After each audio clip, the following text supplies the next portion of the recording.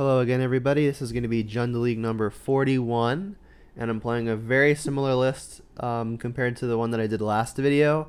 The idea of this particular list is it has been tuned to have a better fighting chance versus the various Uro, Omnath, and 5-color piles that play Niv-Mizzet. So I took out lots of the 1 mana non-discard interaction, playing only 2 lightning bolts and 3 fatal pushes, and I kind of bumped up the curve a little bit, playing 2 copies of Seasoned Pyromancer on top of 4 copies of Bloodbraid Elf, and I'm hoping this combined top end will be enough to punch through and maybe even win some game 1s. What's up, Nick? How's it going? I'm also only playing 1 Terminate as the 6th spot removal spell. My only other spot removal spells are these 2 Kolaghan's commands.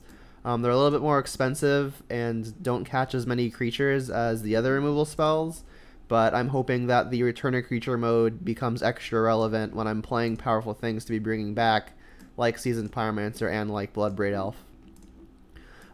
Playing 2 copies of Dark Confidant and 3 copies of Wrenn and 6 to help hit those land drops and re-gas. In the games that are going medium to long, and then still playing 4 Tarmogoyf because it's like the best generic beater that's still available at 2 mana. Still playing a 4-2 split of Inquisition and Thoughtseize. I had an interesting conversation with a commenter who was wondering whether or not it may be time to go to 3 Thoughtseizes and 3 Inquisitions, and I said that I was going to make up a number, and I said, let's say if I'm expecting 25 or less % of matchups to be some kind of aggro strategy, then it's possible that bringing in another Thoughtseize over the 4th Inquisition could be worth it. But as we'll see in the metagame breakdown, I don't think we're quite there yet, but the meta is slowing down a considerable amount to be lots of Uro piles. So it is possible that we may be wanting to bring in the another Thoughtseize over an Inquisition, because Thoughtseize does hit stuff that Inquisition doesn't. Things like Cryptic Command, Omnath, Niv-Mizzet, and just a lot of the stuff we're worried about. But if we're playing against anything hyper aggro, even just regular aggro like humans, the extra 2 life can definitely come up and cost a game. Playing 3 copies of Scavenging Ooze because I'm not playing the Cling to Dusts that I usually am. And I wanted another extra piece of Graveyard Interaction, so instead of my normal 2, I'm playing 3, same as last video. And still playing 4 copies of Liliana of the Veil because in addition to being one of my favorite cards of all time, it's just very well positioned, I think, and it's very powerful. So the actual change that occurred in between last video and this one is, by a fan request, I am playing 2 copies of Huntmaster of the Fells / Ravager of the Fells. Yeah, double Huntmaster. So we're gonna try out 2 copies. The idea behind this card is that it's obviously great in the grindy matchups. You want it in stuff like the Mirror, you want it versus stuff like all the Uro piles that we're expecting. But at 4 mana, it's a pretty big mana investment. And against a lot of the aggro decks, the 2 life and 2 bodies is nice. But costing 4 mana is a lot. It doesn't come down early, but it can take over a game if left unchecked. So we're going to try out 2 copies and see how it does. And everything else remains the same. Sorry, I guess not technically the same. To make room for the 2 Huntmasters, I've taken out my 3rd copy of Collector Brutality, and I've taken out my copy of Anger of the Gods. Anger of the Gods just has been the thing that I've been bringing in the least, and Collector Brutality has been good, but it hasn't been phenomenal, and we haven't really been seeing a whole lot of hyper aggro strategies that Brutality deals with and actually pulls you all the way ahead. Like if you have one of these versus traditional burn, it's obviously very strong, but it's just medium to okay versus most of the other things you're bringing it in against. That said, I like having a spell that can handle a diverse number of situations like Collective Brutality, but just for sake of squeezing in the Huntmasters, I've just shaved one of them and the Anger of the Gods like I mentioned. So let's take a look at the current metagame breakdown. We've still got Uro piles coming in at first. Adding white and or red now for some combination of Wrenn and 6 and Omnath. Rakdos Death Shadow still in at number 2. Humans still in at number 3. Death and Taxes passing Blue-White Control, just both really powerful Stoneforge decks coming in at 4 and 5. And then we've got our more classic mainstays like Izzet Blitz, Primeval Titan decks. And then here's Nivtalite.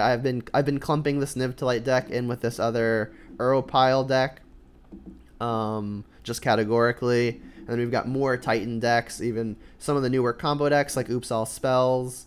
I guess that's the only combo deck here. White-green could be combo-y sometime with the Walking Ballista and Heliod combo. And then we've got Jund, our hero, falling all the way to 14, being passed up by Eldrazi Tron and Spirits, actually. And then Mono Red Aggro still eking in at number 15. So that's enough rambling. Let us just get into the league.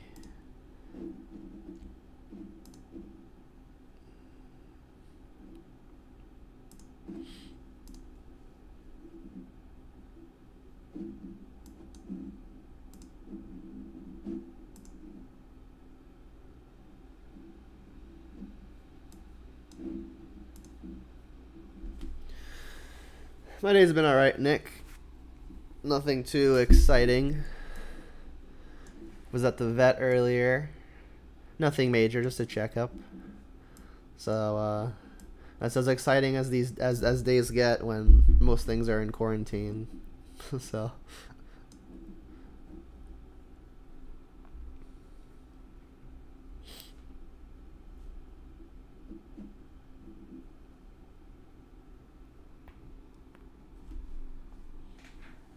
yeah, so while this is loading, I'm gonna get some water.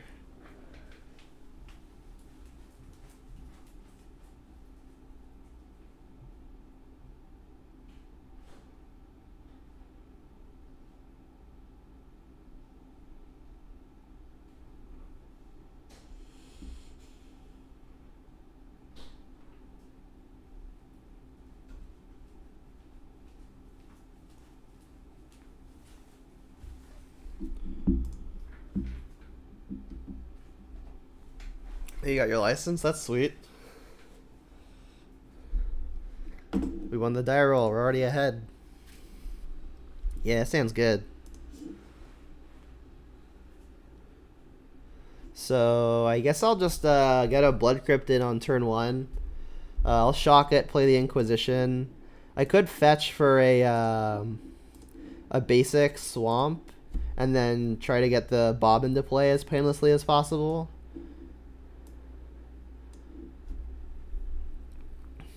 Alright, so we're playing against a Company deck. Probably green-white Company, or Arbor Elf, not super common. So if I take the Arbor Elf, they're not going to have a turn 1 play, which means that next turn I can have the time to get the Bob down. And then the turn immediately after, we can bolt and then maybe do something else if we find another spell between now and then. So I think I'm going to take the 1 mana play, such that I have the time to deploy the Confidant under their pressure.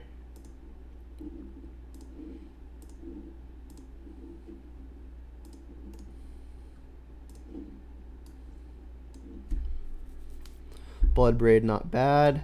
Alright, so I do want to conserve my life total at least a little bit. This game is very likely to go decently long.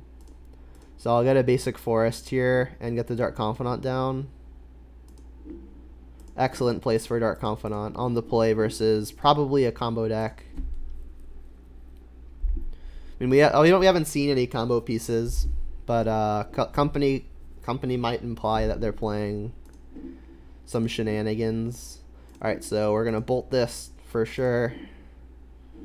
Get our first Dark Confidant trigger of the day off. We reveal Blackleaf Cliffs. Pretty good. Alright, so let's get that down. We can do it all right now. Let's kill this thing.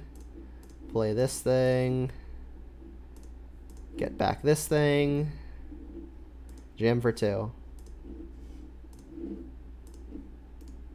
So far, so perfect. We're gonna have to be careful with this Company, though. Spike Feeder. Alright, so they're playing Heliod combo.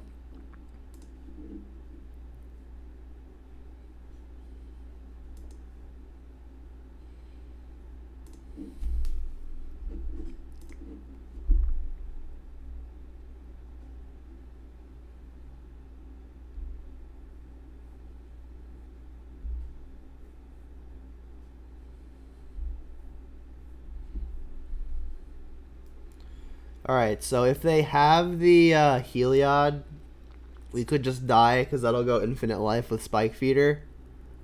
So I think what's happening right now is I'm going to spin the wheel on Bloodbraid and just cross my fingers that I hit removal. If I don't hit removal, what happens? I guess I'm just jamming. They're not gonna block because they're live for the combo. So if I hit another copy of Renin 6, I'm gonna really wish that I had done 1 damage to the Spike Feeder so that the second copy can finish it. I've got plenty of land, so I'm not really worried about not hitting it. I think I will just minus on this, then spin the wheel. That gives them that makes them aware that we're shields down, and then if they don't have it in hand, they can maybe even company into the Heliod. But I haven't got another good play, and I think they're just gonna go for it if they do have access to it. In the event that I hit a Fatal Push, I'm gonna need to make sure that I have Revolt, so I need to fetch.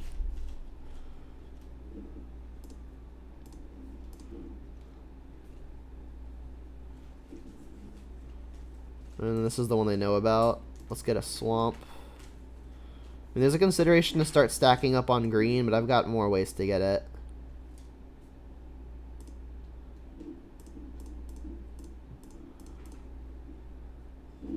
So removal, please. Even another run in 6 would be good. Alright, well, we hit a Goyf. And then if they want to trade for the Bob with the Spike Feeder, I am A-okay with that, because that means we can't die to combo, but as it is, we do just die to combo.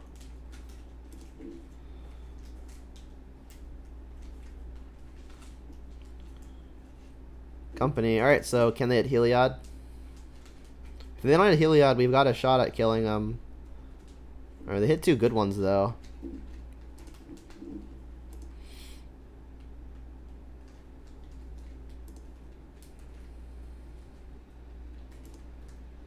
Interesting that they're playing a main deck Auriok champion. I guess that's where we're at, huh? Alright, Bob, do the thing again, please. Push. Excellent. Alright, well, they know about the push. And we do have access to Revolt. This is protection from black and red. Goyf is how big? I hate the color that this is right now. I have a hard time seeing it. So we're definitely killing Spike Feeder.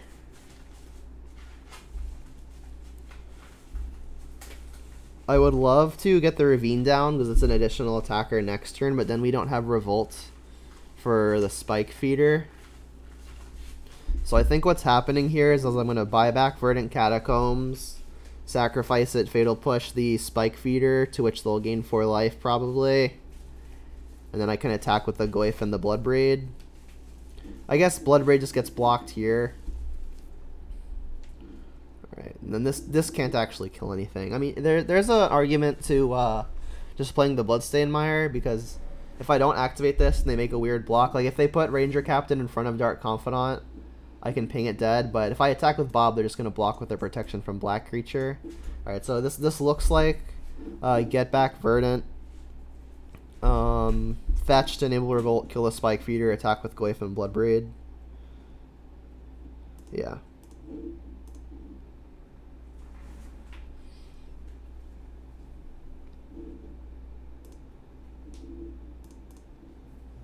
And there's no reason to shock here.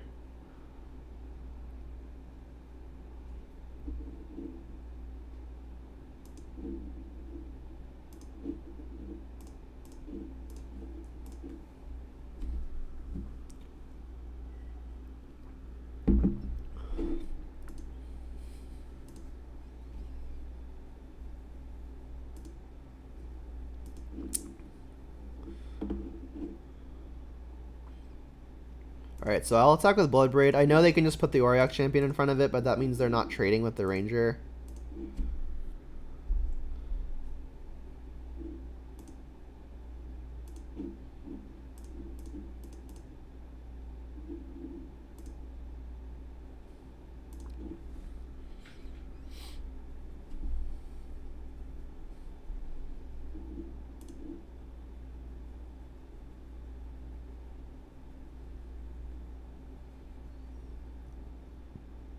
Ballista. Yep.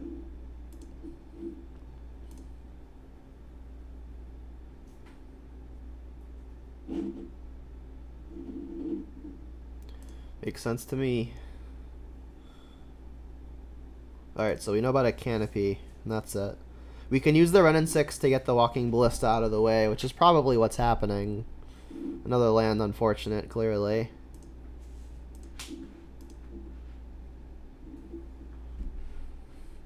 But this opens up a pretty beefy attack. I think I'm okay just jamming into them. Alright, now that there's a damage on it, I can't really attack with the Bloodbraid because the Auriok Champion will kill it for free.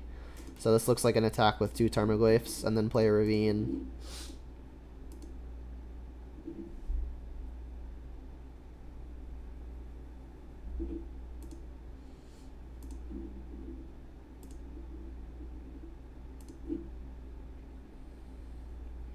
Bob did well this match. That is A-okay. Both on white, both Utopia Sprawls.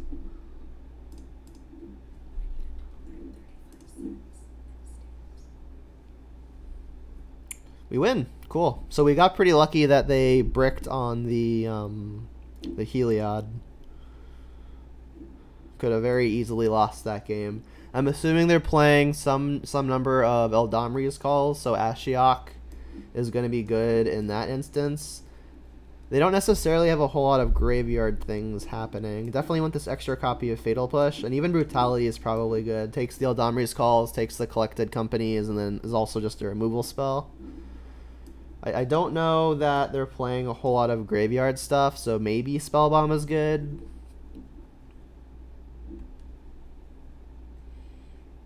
Gonna have to be wary of Veil of Summers now. I mean, my entire deck is quite good versus the opponent.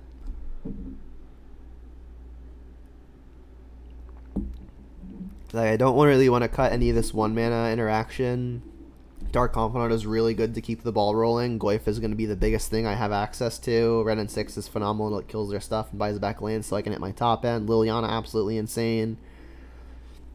I mean, it's looking like the cards that I'd have to put the most mana into without any guaranteed impact are just Seasoned Pyromancer and the Bloodbraid, but I like the Bloodbraid because it turns the corner. I think Seasoned Pyromancer is just one of the worst cards I could be playing. Like, making blockers doesn't really seem like the thing I really want to be doing. Maybe I also trim on the Bloodbraid just because it's like a tap out card, and tapping out isn't what I'm going to be looking to do most of the time. I need 2 more cuts. It's not any of these. It could be Ooze. Ooze is on the slow side. If they've got any graveyard shenanigans happening, then I'm going to be a little sad that I only have 2 pieces of graveyard interaction.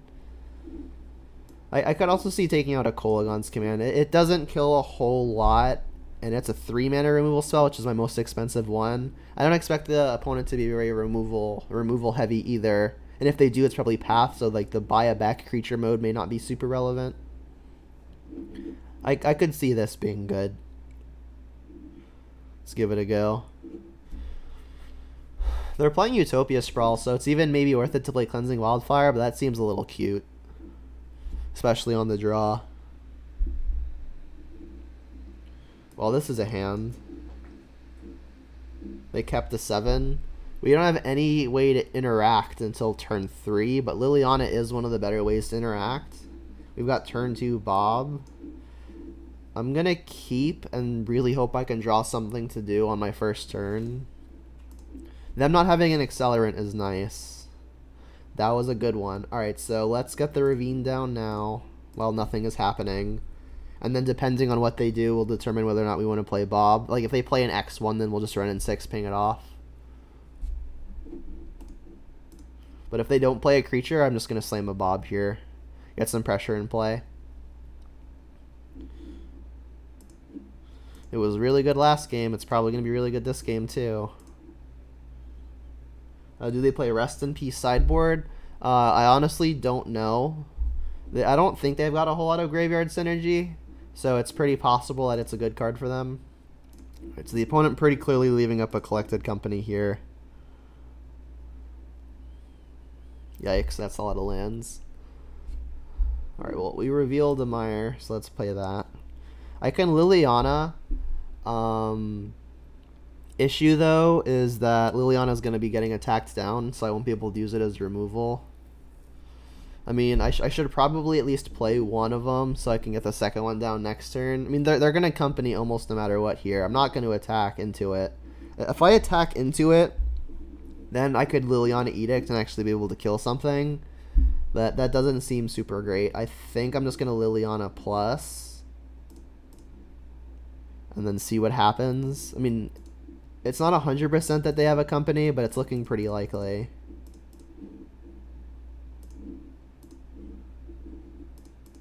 And then we can just ditch a redundant land.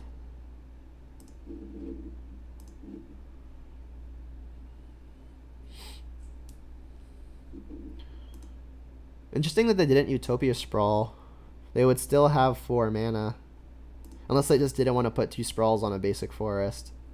It was like they can't tap forest to put it on this forest because they'd only have 3 mana on my turn. I'm not going to attack into a company.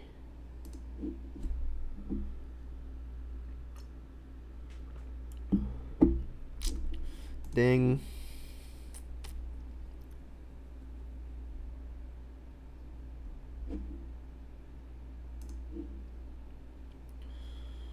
Alright, so an attack actually would have been okay, but I mean, there's no way we know that. I think I like the no attack, even in hindsight.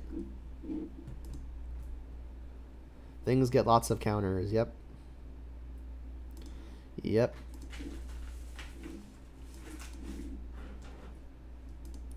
So, it's looking like this Liliana is going to be good for an Edict, which means this other Liliana will be good for the Edict on the other Conclave Mentor. Spot removal would be the nuts draw. No? Alright, so let's Edict you. If they have Veil of Summer, it's unfortunate, but they won't be able to draw the card because I haven't actually cast the black spell yet. You gotta put a counter on that. That doesn't matter. 2 counters on it. Still doesn't matter. If I get basic mountain, yeah, it does. I'm just playing my mana, so I take minimal damage. I'm gonna Liliana Edict you, and then I'll get basic mountain, play Ren and 6.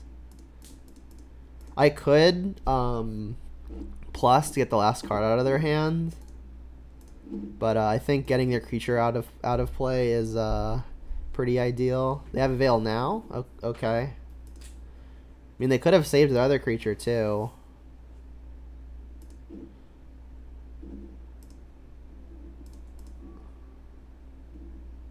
Alright, so I'll make them... I'll still play the Red and 6 and make them split their attention. Alright, so I only have a basic Swamp left in the deck in terms of basics, which makes Myers strictly better than Wood of Foothills. Yeah, interesting that they didn't want to save their first thing. I guess they really wanted to get the card off of it.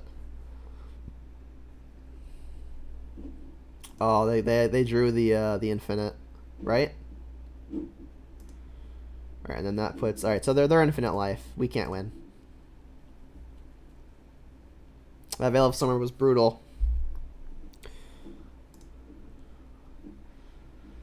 Alright, so we didn't see anything graveyard related.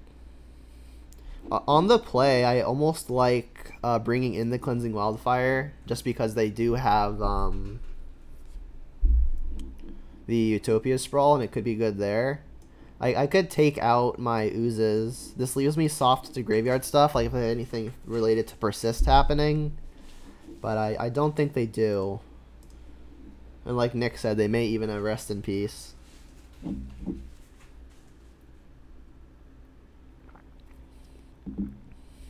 mean, Rest in Peace isn't super effective versus this configuration. It's just Goyf and Ren and 6, but Goyf is one of the better ways to win. Ren and 6 good to still ping stuff off, even if there are no lands.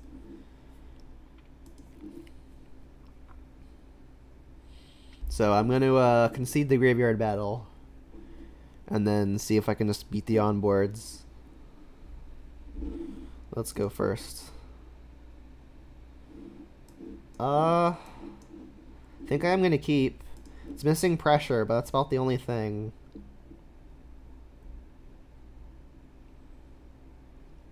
I'll lead on a Foothills and plan on getting Blood Crypt.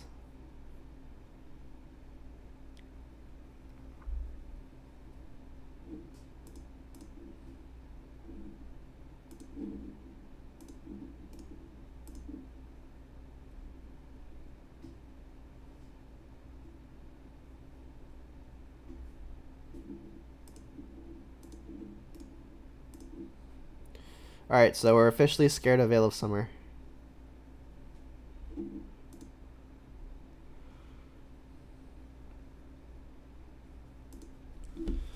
Danger, danger.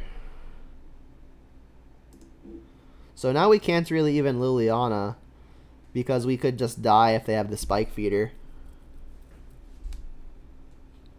Along those lines, it's really hard to Bloodbraid Elf, which is why I wanted to board them out, because like, it's really hard to tap out in this matchup, because we could just die. So I think I have to go land pass. It's possible, maybe I should just hope they don't have it immediately, because getting Liliana into play and them not having it is big game, but there's a lot they could do to just kill us. Like, Spike Feeder just has us dead. They do need another green source, but I'm assuming putting Sprawl on white and having a plains, or access to a plains through a Prismatic Vista, means that they've got to have the green source if their line is Spike Feeder. So is it worth taking the gamble? I think it might be. Ballista doesn't just kill us now. They can't make it a 2/2 and give it lifelink. I mean, if I'm not playing Liliana now, I could play it next turn and then have the Fatal Push safety up. But I think I'm going to take the gamble. Alright, so I'll get a Stomping Ground. And then I am going to hope.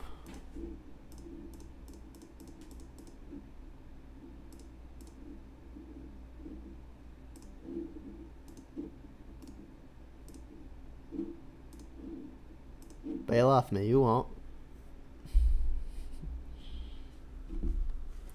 You got the combo.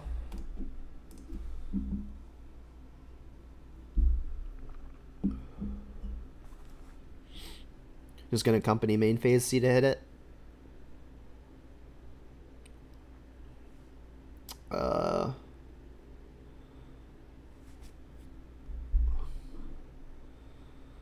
Alright, well, we've got Liliana as an Edict, and we can also Fatal Push the Conclave Mentor. They didn't have the combo, so that's good. Definitely have to Fatal Push first, because if they sack the Conclave Mentor, we can't push the Auriok Champion.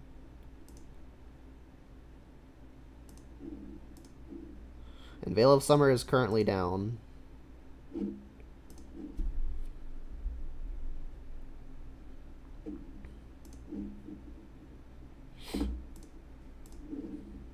So this was the upside of taking the gamble, is we're not decently ahead. We still just die to the combo, but we've got time now.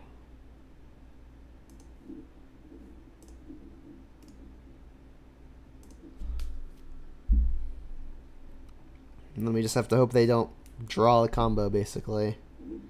All right, well that counts. That gets the feeder. And they do have to go for it. Like, if the combo is disrupted by a push or a bolt, but I'm gonna have to draw it right here. Actually, oh, they're gonna go upkeep. This is actually gonna work out really well, huh? So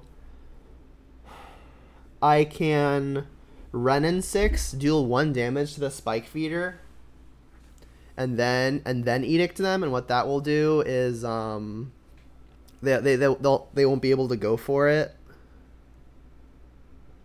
right? If I just Edict them, they can go for the combo in response, which means that I'll be forced to use my Fatal Push. But if I go down on the Renin 6 and then Edict them, they can't go for the combo. They can only gain 2, because as soon as they remove the first counter and put their Heliod trigger on the stack, or attempt to put the Heliod trigger on the stack, it'll die to state-based damage.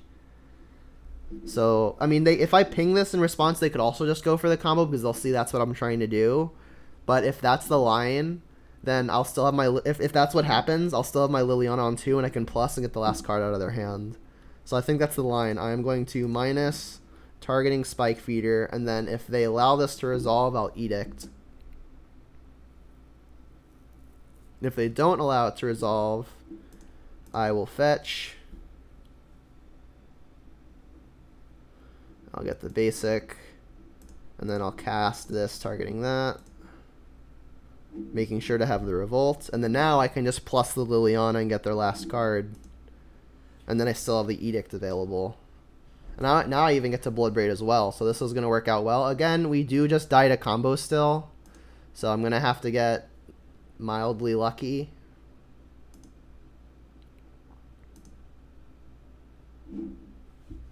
So we now plus this, discard a Verdant. Got a Ballista. That would have killed us as well. So this worked out really, really beautifully. And now we also have our pressure. So since obviously there's nothing in play, the ideal scenario would be something like Tarmogoyf, because it's the pressure that we need. Alright, so we need to dodge now. That's what needs to happen. If they draw a Company and hit it, we're dead. They can draw another Eldamri's Call and get it, or they could just draw the Spike Feeder land. That's good. And then obviously we could draw more ways to interact. So let's sacrifice this. We can buy it back with a Renin 6. Bob, not the worst. Alright, let's plus. We can get rid of the Tomb pretty readily. Let's buy back the Peatland. So I could sacrifice Peatland first, because if I find a removal spell, there's a good chance that I want to hold that up instead of casting Dark Confidant. If I draw a Fatal Push and their route to victory is the Spike Feeder, then I'm going to want to sacrifice the Peatland on their turn, so that way I have Revolt. The issue with that line is that I'm not getting the Bob down. Let's see if playing the Bob now would impact the clock at all, because that's kind of like shortening their clock. All right, so this is a 4/5, and that's so I'm hitting them for 7 at a time. So I mean, that's the 3 turns is 21, but we also have Renin 6 in play, so it doesn't significantly impact the clock. That said, getting the Bob down also may snowball us into finding more ways to interact. The only way playing the Bob bites us is if they draw the combo and our top card would have been the way to interact with it. All of that said, I think the odds of us playing this Bob and having it being good are higher than the odds of the opponent just drawing combo. So I think I will play the Bob. I'm still going to sacrifice the Peatland at end step, but I'm just going to have to cross my fingers that they don't top deck it immediately. Because the moment that I untap, I'm not guaranteed to win. I need 2 more turns to win as is.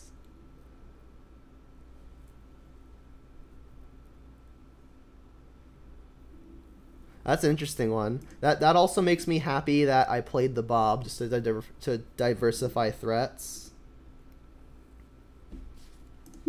Alright, I'm going to Edict that with the Liliana. Let's draw the card. Ooh, Ashiok. That's really good, because that turns off Eldamri's Call as a potential out that the opponent has. Now we're just looking for removal. Ravine's nice too. That can ensure that we win the game as early as next turn. Alright, so Edict you. I'll get a 2/2. Play a Ravine. Play an Ashiok. So we're attacking for 5, and then on the following turn we're attacking for 7. That means it's 12. I mean, activating Ravine makes it lethal. If they put a chump blocker in play and then can give it lifelink, it could get sticky. Do I wanna minus targeting them for any reason? I guess they could have Eternal Witness would be the way that it bites me, but I honestly don't think they will. Let's buy back a Peatland. Played the Ravine, right? Alright, so All right, and then we have to hope to they have to not hit Walking Ballista, which they've already hit one. I don't know how many they play, and we also have to dodge the Spike Feeder, and they can't search for them anymore, so it has to be off of the top. If they don't hit it here, we've got lethal. Oh, hit Company. Company does work. They need to find the Spike Feeder still, though. If they find Spike Feeder, like it's unfortunate. They bricked? Oh, the opponent said ...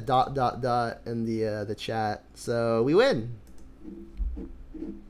As long as I remember to activate this ravine.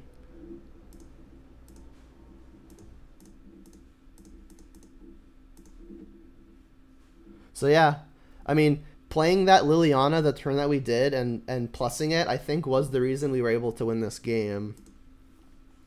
We did have to fade on a few of the opponent's collected companies, but we did it. I think another hinge point of the match was when the opponent didn't Veil of Summer to protect the first one because they really wanted to draw the card. But they would have untapped with both of their creatures had they just veiled the first time. Because the first veil is good for both edicts. I can't edict if there's a veil in the effect area.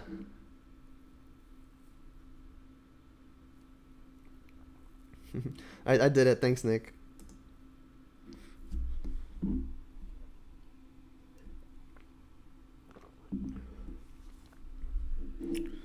We won the roll. Good.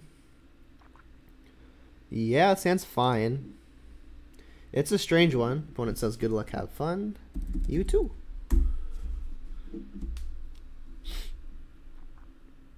Hey, mulligans.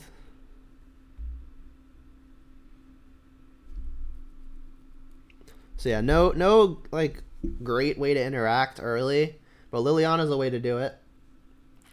What's up, James? We're 1-0, so doing pretty okay so far. We beat I think a 50-50 matchup. Company makes it a little hard, and the fact that they could just go infinite also something to play around, but we eked it out.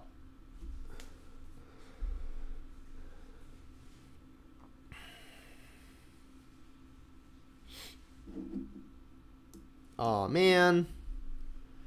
I mean, Goyf is a way to get there. The Goyfs will be big quickly.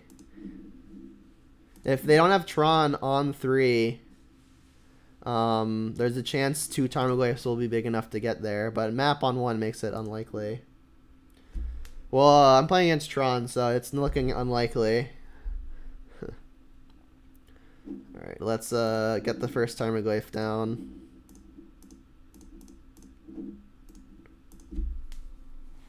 We've got some sideboard cards that make this matchup better, though. So we're gonna hope to win the next 2, assuming we're losing this one.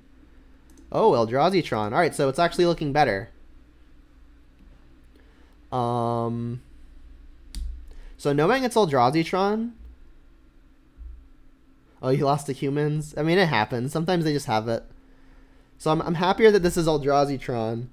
This makes me think that their next turn might involve a Thought-Knot Seer. If that's the case, I really want to get the Liliana down now. The way this bites me is if they get like another Eldrazi Temple and then they play Reality Smasher and kill the Liliana. So it's like, what do I want to fight against? We know they're going to be able to get the 5th Eldrazi mana if they want. So it's just a question of do I want to play around the Thought-Knot or do I want to play around the Reality Smasher? JDX, I'll get to that question as soon as I'm not eating up my clock, but I promise I will answer. So what do I want to play around? Do I want to play around Thought-Knot or Reality Smasher? I think it's worse for me if the opponent has the Reality Smasher, so I think I should play around that and not play Liliana this turn. It is more mana efficient if I do play Liliana this turn, though, because then next turn I can double spell. Maybe for that reason I should just get the Liliana down. Just because it lets me double spell. Yeah, I'm gonna get the Liliana down now because it'll let me double spell, and I'm gonna plus first because I want to grow the Tarmogoyf before the attack.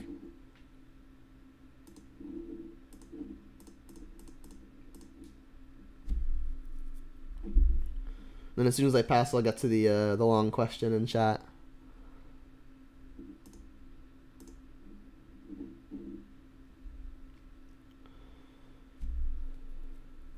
So I think I'm gonna value having all of my creatures here. I'm gonna discard the Bloodstained Mire, and then next turn, if I don't just draw the, if I draw the land, I'll go double creature. If I don't draw the land, I'll play Red and 6, and I'll get a land back to cast a creature.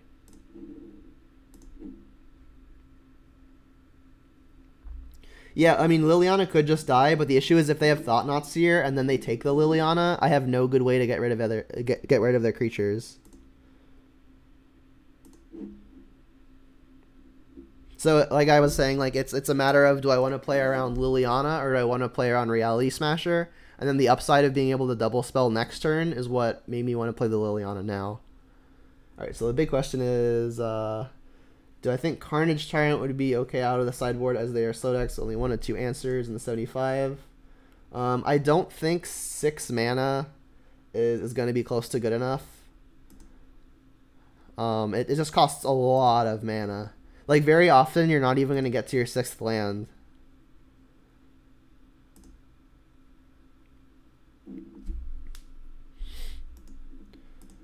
Like, if I'm spending 6 mana on something, I don't think I want it to be just a generic big trampler. Alright, and they had the Smasher. Darn. I mean, Goyf's going to be big. Alright, and I drew the land, so I think I'm just going to go creature. If they have Blast Zone, this gets awkward, but we're going to get some hits in before that happens. And then sequencing here doesn't matter a whole lot. They're tapped out.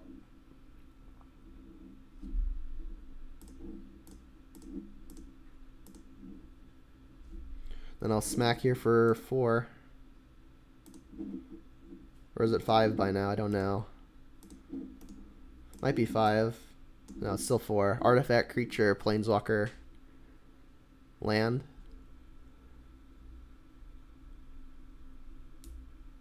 You think Jund is slightly disadvantaged to humans? I think it's close. I think it's like a 50-50. You really have to spot your, you really have to like plant your removal at like the right time. And target the right thing. I think that matchup gets better with practice. Reshaper is annoying.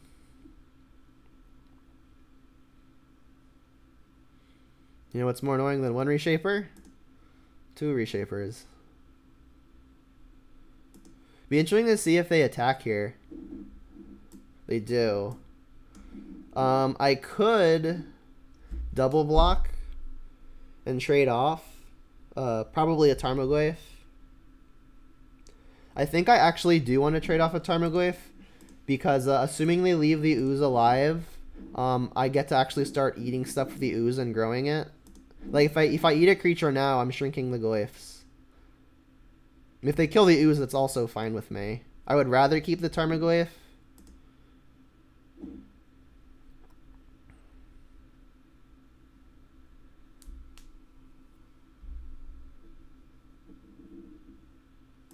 Yeah, but I mean, if you're planning on the opponent having their good cards against you to have your other cards be good, I don't think that's the place you want to be. Like, I'd rather have my cards not depend on what the opponent is doing. Inquisition could be okay. I mean, if I kill Reshapers, whatever they're revealing off of this, the Inquisition is never actually taking, which is funny. Maybe I just sacrifice the Peatland, and then was like, maybe I hit another 2 mana play. But I mean, the only really 2 mana play that I would definitely want to play is another Tarmogoyf. They could double block a Tarmogoyf with 2 Reshapers, and I would get to kill both Reshapers, but them getting cards is pretty annoying. They're also 1 off of Tron, which is brutal. I mean, I can't just sit back and hope that these Reshapers do nothing, because they're going to do something. Jam. So if they double block, I'm like kind of okay with it, but yeah, this is fine. Let's watch that Tron get completed. There's a tower. And a Karn the Great Creator. Alright, so do I want to sacrifice Peatland? I could sacrifice Peatland and then If I don't hit something that I want to play, I can Renin 6, buy back Peatland, and then cast Inquisition. That seems good.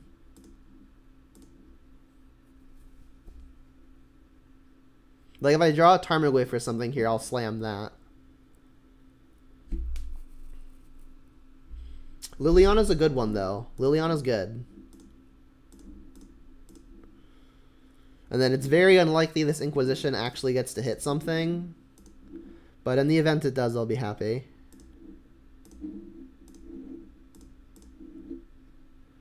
This also actually adds sorcery to the yard. Damn, their hand's good.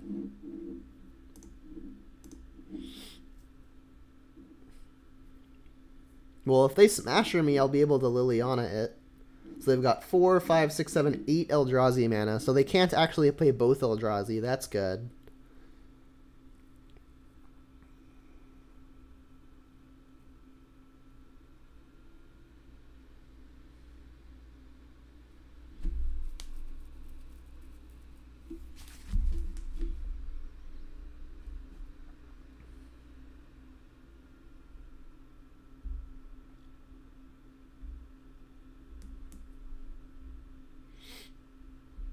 So they've got a decision point now. They could Karn, get something that costs 2 or less to play this turn, but then their Karn's going to die to an attack. It's kind of curious what they're going to do. I definitely think what they should do is not Karn. They're one off of Karning and getting a bridge. Like, if they smash her here, they've got a good block, but then they're weak to my own removal. If they Thought Knot me, they can make sure that I don't have a way to get rid of their creature, but then they don't have a good block, and I get to knock them to 3, which has them dead to a whole bunch of stuff. It's an interesting spot. I believe we are ahead, though. Alright, I think Smasher is the best play that they can make for me. Because that lets us actually have our Liliana be a card. Like, they may be trying to just get this Renin 6 off the table, but if they do, they're going to 3. Like, if they just keep this in play as a blocker, I like that spot.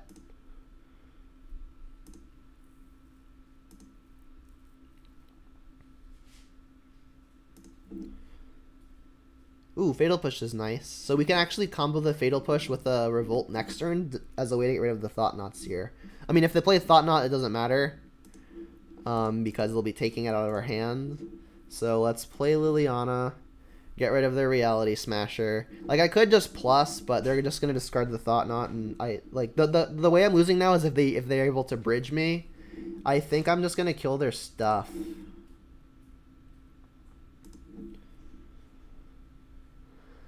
And then knock them to 3, because like now even if they bridge me, I can draw something like Lightning Bolt, and that still wins me the game.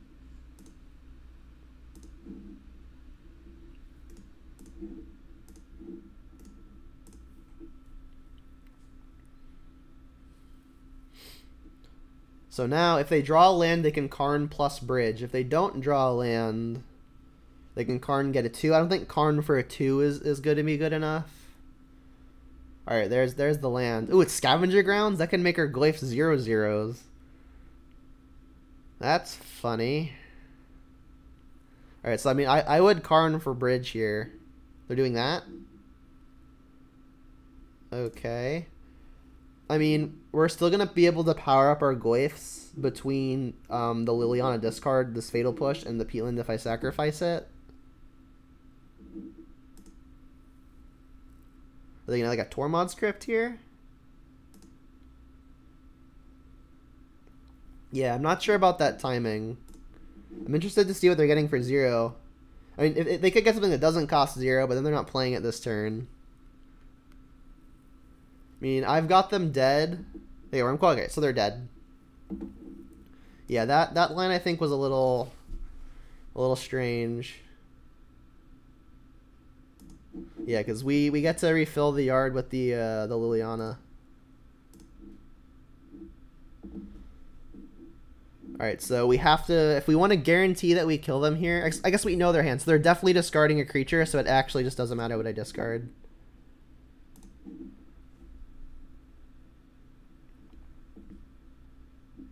And now we kill him. Yeah, so their timing was a little weird, I think. Attack you. Attack you.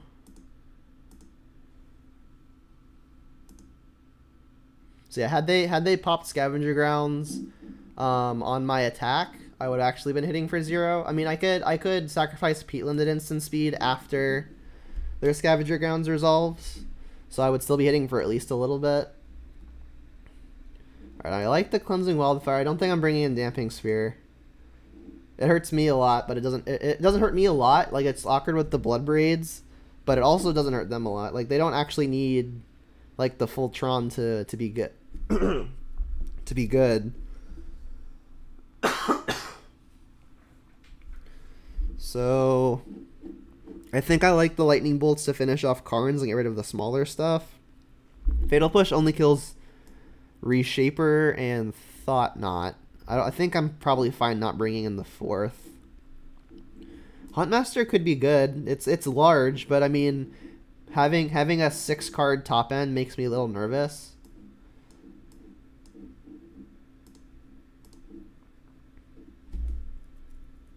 I mean, I guess Ooze is on the weaker side. I think on the draw, I'm going to take out the Bobs. They're pretty bad in the face of things like Spatial Contortion and Walking Ballista. You want me to cut an Elf, Nick? I could see it. I'll give it a shot. Like, Elf is pretty good for turning a corner. You know what? I think I'm going to keep the Elf and take out an Inquisition. Like, they tend to be pretty bad draws late game, and they might even Chalice on one, which makes them even worse. That said, having the Inquisition on my turn 1 could prevent the Chalice on one, but I mean, having 5 hand disruption spells seems plenty fine. I am nervous, though, about these 6 top-end cards. It seems like a lot. You want me to lower the top end? Yeah, I mean, Inquisition also takes Reshaper, which is something I don't want to have to deal with. You know what? I think I'm gonna play the Inquisition on the draw, and then on the play, I think I'm gonna flip flop it. Oop, not that one. This one. Because I really think that while they're on the play, I want to be able to have the discard to take their stuff, to take their threats out from under them, so that way I have time to like deploy threats of my own. There's both Huntmasters. I don't think I can keep this. I mean, it's 2 lands and a Goyf. I mean, Cold God's Command is one of my better cards versus them for killing artifacts, but this hand's just way sorry, rambling, way slow. No good ways to interact either. This is better. So now what am I discarding? I think I'm going to put back the Lightning Bolts. I like the Bolt for killing the Karns. That's mainly the only thing that it does, actually. And I've already got Fatal Push as a spot removal spell, so I think I'm bottoming Bolt.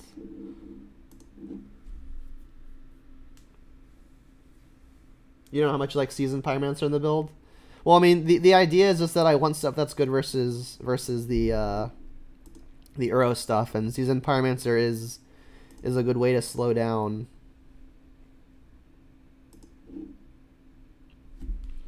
Okay, do I want to shock in a tomb? I think I should probably just shock in the tomb. Like, if I shock in... If I fetch shock... Like, if I fetch a basic and cast Inquisition, I may end up net gaining life over the course of a couple turns. But I think I want to keep the fetch for this Revolt on the Fatal Push. And then if I draw... I think I want to play the Overgrown Tomb over the Blood Crypt, because if I draw something like a Blackleaf Cliff, so that I can get the Goyf in painlessly. So yeah, I'll shock an Overgrown Tomb and then play Inquisition, and then hope I hit something. You only have 4 cards. There's not even a guarantee I snipe anything. Yep.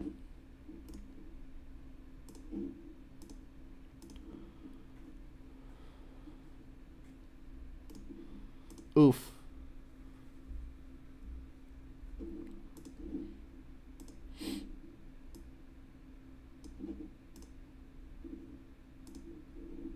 Alright, so they can get another temple again.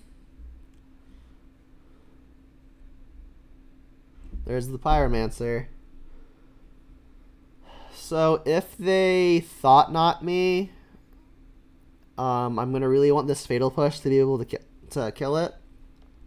The issue is that if I don't play this Tarmogoyf, their Karn is going to be uncontested. So I think I'm leaning towards Tarmogoyf.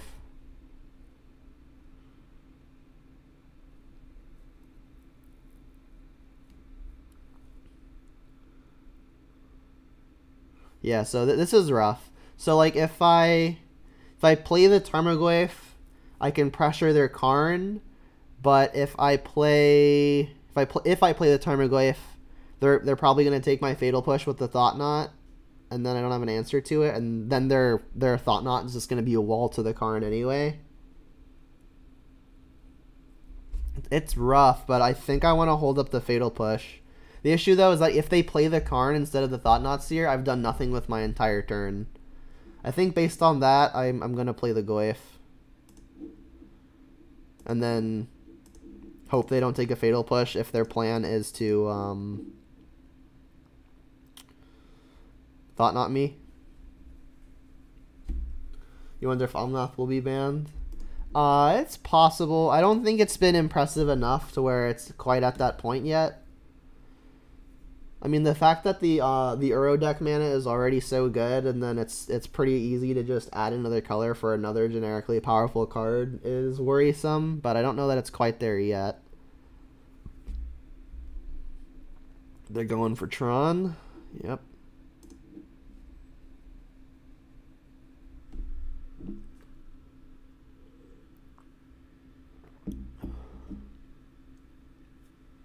Yeah, but I do agree. I wouldn't mind seeing Field of the Dead gone. Alright, they're thought-knotting me. So we do have Revolt off of the Mire, which the opponent will note. So Fatal Push is, in my opinion, the likely take, but I mean the rest of my hand is quite good. Wouldn't be super far-fetched if they take a creature. That said, they do have Allah's Dust as a catch-up. Wow, they didn't take the Fatal Push? That's fine with me. There's another one. Best draw there would have been another 2-mana threat, but I'm not going to complain too much. I am going to be drawing a card off of the Thought Knot Seer, so there's a consideration to planning for that, and then maybe even getting an untapped land here. Because like if I hit a 2-mana play, I'm going to really want to have untapped land. So I think I'm going to get basic Mountain. The only way I need multiple green is for the scavenging uses, for which I'm only playing 2. So if I get basic Mountain, I can Fatal Push off of the Blood Crypt, and then I'll have all of my colors for whatever I draw, be it a threat or a Wrenn and 6. So yeah, I think I'm gonna get basic Mountain and then push off of a Blood Crypt.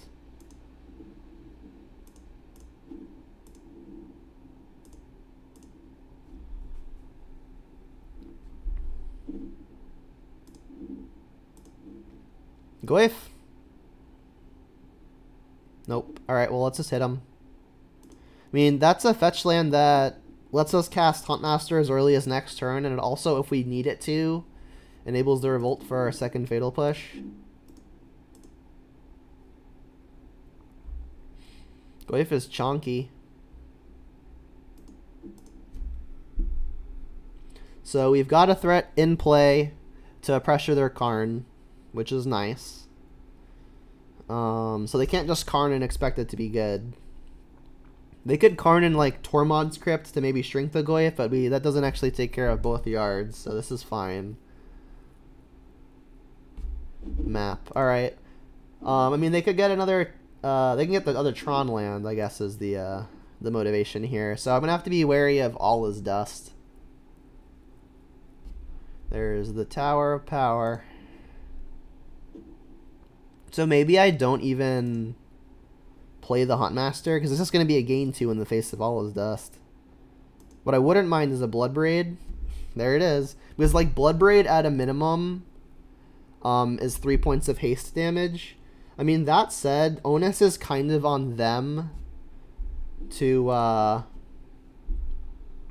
defend their Karn. I mean, they actually have like a substantial amount of mana. Like they have at minimum 8 mana next turn, which means they can Karn and get something that costs 4. Any Tron land means they can get something that costs 6, which is going to mean Wormcoil. So how do I want to go about this? I mean, there's also a chance that I Bloodbraid into a piece of into a piece of land hate. Like I could hit my I never remember the name of it. The Cleansing Wildfire. I mean, I could hit it. I mean, I've got lots of good follow-ups if I don't.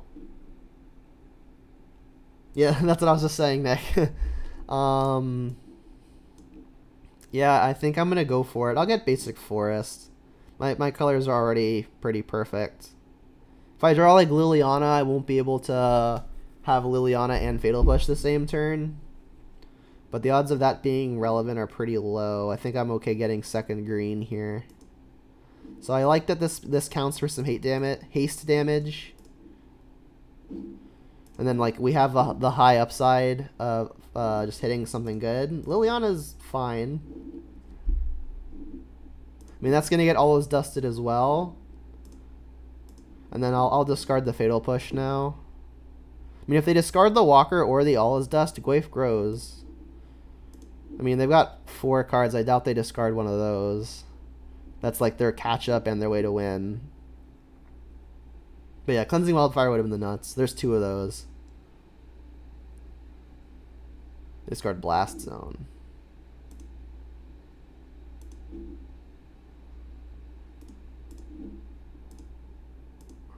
Alright, so if they always dust me this turn, which I'm assuming is happening, unless they're just going to get Wormcoil right now, then they're not... If they're always dusting, they're not also Carning, which is the silver lining, I guess.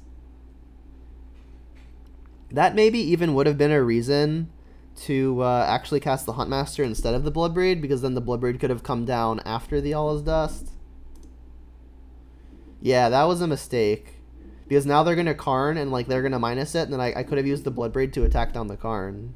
So that was a misstep. I mean, that said, they're still going to get like a Wormcoil here, and I'm not going to be able to beat it. Yeah. So yeah, I should have had a Bloodbraid here to attack down the Karn, but even that happening, I don't think is going to take Wormcoil. Like, I'm not going to be able to beat the Wormcoil.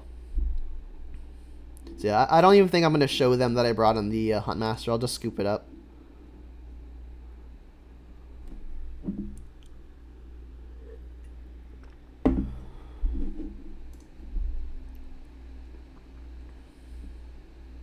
So I said that I was probably going to take out an Inquisition when I'm on the play.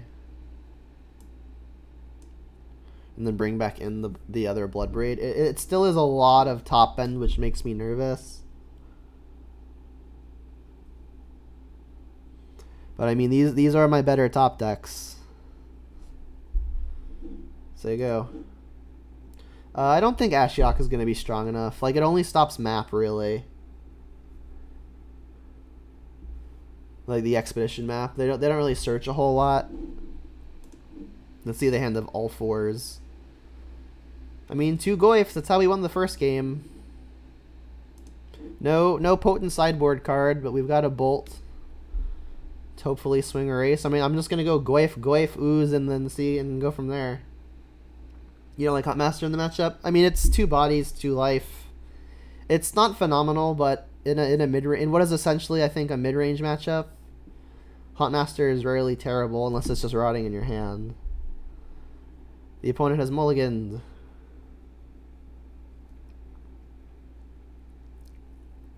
They mulliganed again. I mean, we don't have a super disruptive hand. I think what we're really looking for here, especially when the opponent is on a mulligan to at least 5, we really want to find a Liliana of the Veil to keep pressuring their hand and answer their threats. I mean, as is the plan right now, I'm just going to play a turn 2 Tarmogoyf. I think this is going to get Stomping Ground. Because then I'll have double green, I'll have my first red, and I'll have double black. Unfortunately, if I draw Seasoned Pyromancer, I don't have the red. The opponent says, unless I draw godly cards, I say you got this match. I mean, you never know. I mean, Eldrazi Tron does have access to the nut draws, and it does start with a piece of Tron. Terminate, not bad. That's an answer to something like a Thought Knot or a Reality Smasher.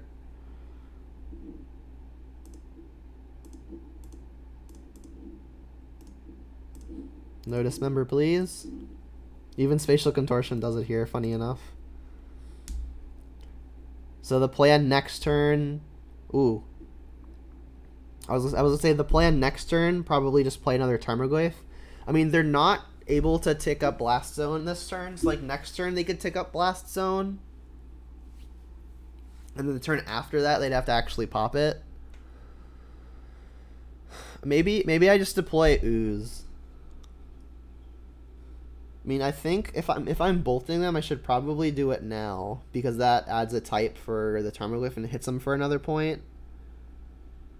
And then I need to play the Verdant Catacombs so that if they go like Eldrazi Temple Thought Knot Seer, I can terminate it. So I'm attacking for basically 2 here if I'm bolting. Then next turn they'll tick up Blast Zone, which means my next turn I'll get to hit them with 2 Tarmogoyfs if I play Tarmogoyf this turn, but then their next turn is going to be used on the Blast Zone popping it, and then I have nothing except I guess Ooze. Yeah, I lost to a Worm Coil, James. So I think I'm going to play the Ooze. I think Tarmogoyf is probably worth more, but I mean playing Ooze now is worth 2 damage even if they're using their Blast Zone, and if Scavenging Ooze is the line, and if their Blast Zone is the line, that at least has them using 2 full turns doing nothing but a Blast Zone. So I don't dislike playing Ooze here. I do want second red for things like Seasoned Pyromancer and double spelling on stuff like Bolt to Terminate. So I think what's going to happen here is I'm going to Lightning Bolt the opponent off of Blood Crypt, which I'm fetching, and then I can use the green on the Scavenging Ooze.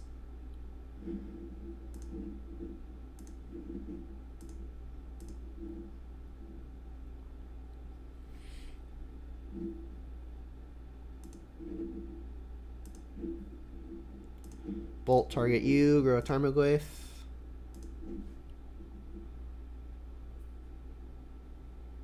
Yeah, Worm Coil is big pain.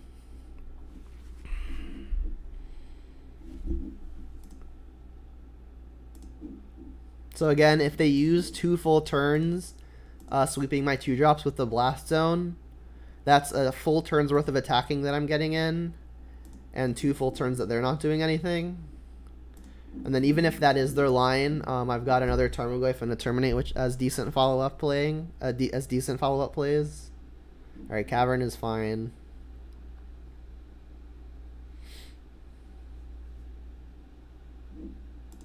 So I'm assuming they're going to Blast Zone to put a counter on the Blast Zone. Not great. I could Nurturing Peatland now. I think I'm gonna sacrifice Peatland on their turn, because if they do play something like a Thought Knot or Reality Smasher, I can terminate it. If I draw a 2-drop off of the Peatland, I'm not playing it anyway because the Blast Zone is very likely going off. So yeah, I think I'm going to just attack. I mean, I could sack Peatland now, and then if I hit like Inquisition or Thoughtseize, that's something I could do. That would also grow the Goyfs. Sure. Ooh, Cleansing Wildfire. That's really good, because that gets rid of the Blast Zone. Alright, well, I'll attack first, such that they don't have information. Like, if they're going to Dismember, maybe they do it. But yeah, Cleansing Wildfire, really good pickup here.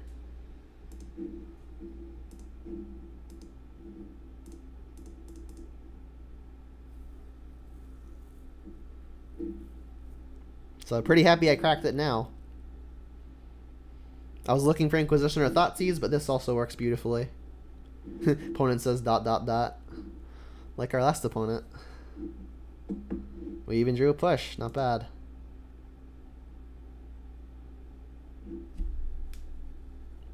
So as it turns out, I should have done this first, because if I was actually looking for Inquisition or Thoughtseize and I hit, I would have added Sorcery, which means Goyf would have hit for more. So, slight misstep. We should have had one more damage. So, if the opponent completes Tron, they can All Is Dust. That said, this is a hit for 5.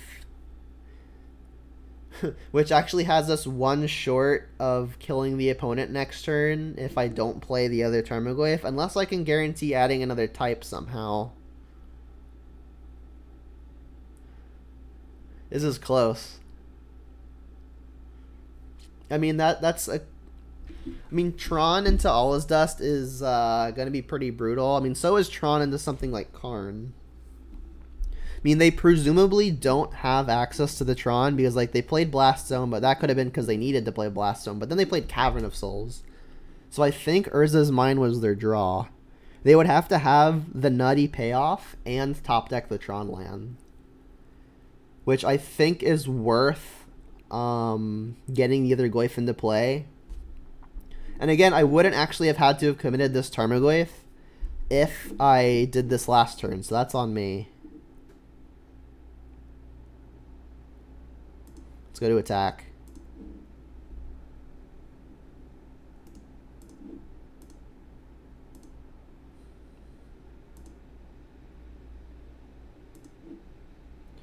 Alright, so if I want to be able to use Fatal Push next turn, I'll want to have played this Bloodstained Mire, so let's play the Bloodstained Mire. So we've got Sorcery Land Instant. Unless I can guarantee add another type somehow, I think I'm going to commit this Tarmogoyf. If they complete Tron and then All Is Dust me, it is just on me. And then, like, even Tron into Karn into like an Ensnaring Bridge could put this all to a halt. But I need to just fade it here. All right, well, I faded the Tron.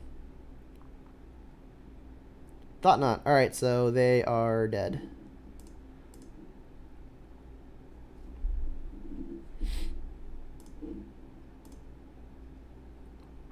So yeah, I mean, my slight miscalculation only bites me in a very small... It only bites me if the opponent gets very lucky and draws a very specific series of outs, but I would prefer just not open myself up to that happening, clearly.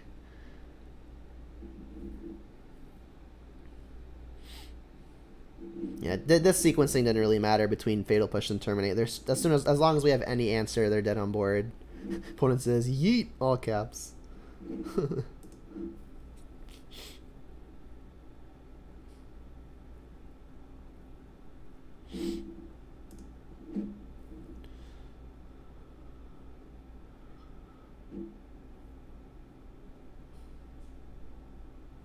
So I think we're good here.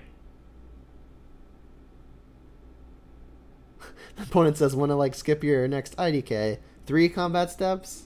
No, that's okay.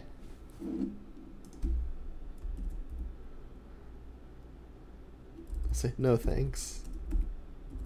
LOL.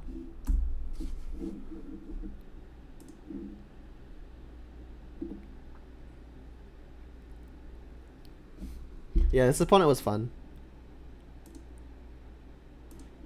I mean, I don't think I'm fun enough to purposefully skip my combat. He says, well, worth a shot.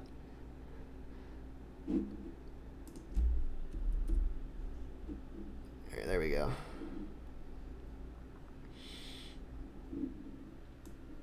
Alright, so they didn't have the out anyway. Alright, let's edit this record.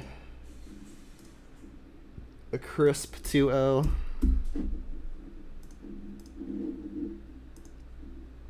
Yeah, at least, yeah, he tried. At least they tried.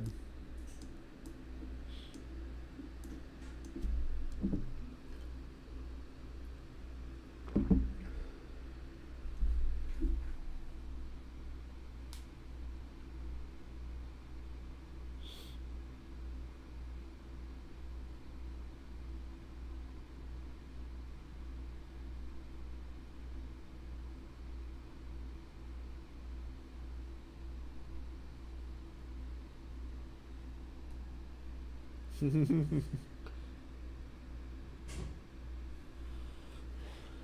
gonna do the Gender Dome special. The 2-0 and the 4-1.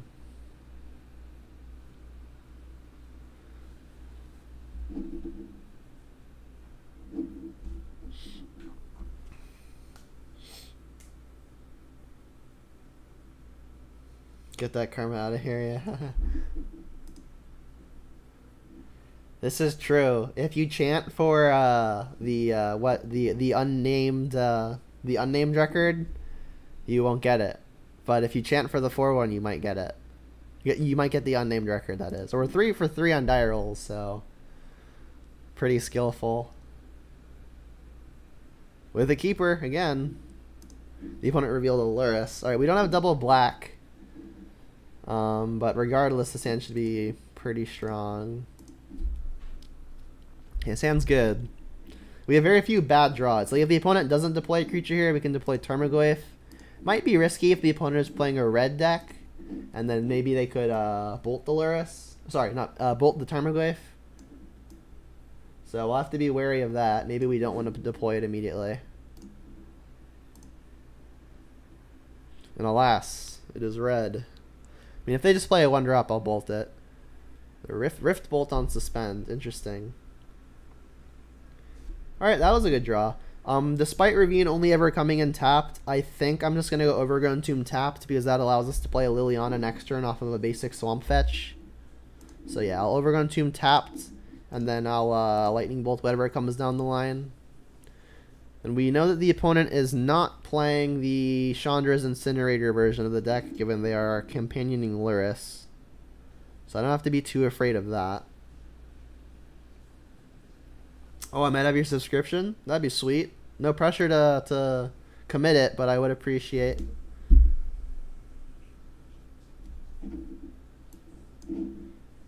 Alright, target me. I love how Burn gets the companion Luris for actual free.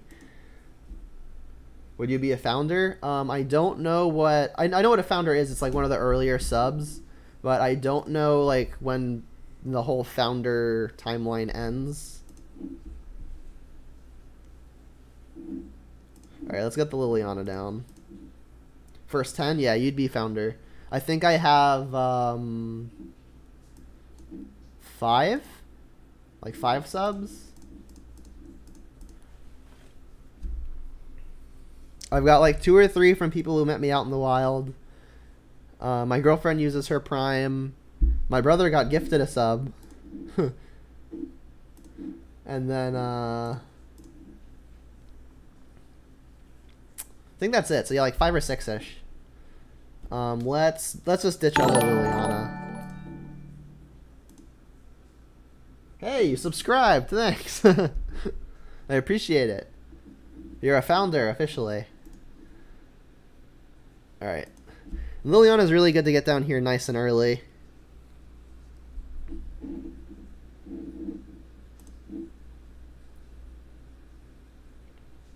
You are now a Junding founding father. This is very true. I appreciate. Thank you. Alright, so if they just have like 7 burn spells, there's not much we can do. Yeah, it looks like they might. Alright, well, I mean, Liliana's gonna get to eat another one. I could Peatland now to cast Bloodbraid, but I've already got a really good threat to play in Tarmogoyf. And I think I'm actually going to plus discarding the Peatland, because then I could Tarmogoyf, hold up Bolt, and then play Ravine, and the next turn I'll have the Bloodbraid available. So I'll plus discard that. You're the Jund founding father, that's your trademark name? Of Jund Incorporated? Yes. Alright, so they discarded a Helix. Alright, so them only having 1 card in hand means that if they're going to kill me right here, they have to have a burn spell and top deck another burn spell. So, I mean, it's not super unlikely, but I mean, we've got a clock. So, I mean, if we can fade a couple draw steps, we might be able to grab this game 1 here.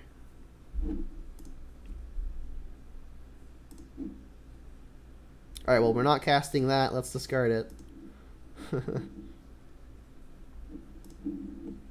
They've also got Sunbaked Canyon in play, which makes me nervous. They discarded an Eidolon. I guess that's not good for damage, given that we've got Liliana in play. Bloodbraid. And then depending on what this hits, I might just leave the Bloodbraid back so that their creatures don't represent damage. Bolt you. I mean, I'll do the math. So Goyf currently a 6, 7. I'm going to 2. Yikes.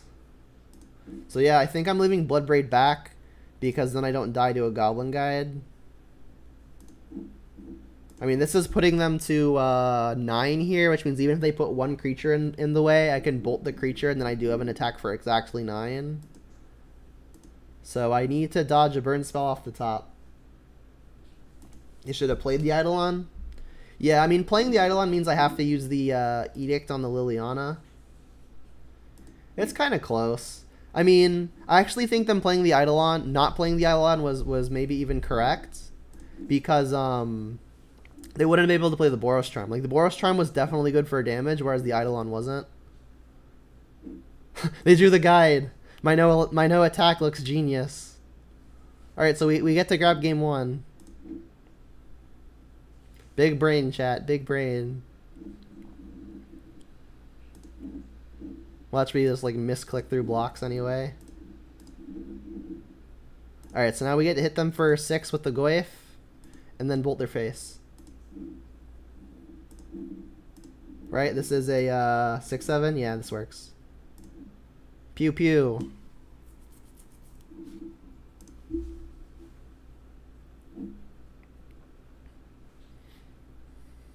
I mean, the opponent didn't flood or anything. I just played it tight and it worked out.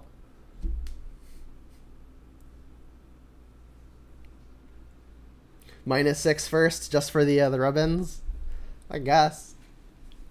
So, definitely bringing in Brutality. I think I'm going to bring in the extra spot removal spell. And then Cleansing Wildfire might not actually be crazy.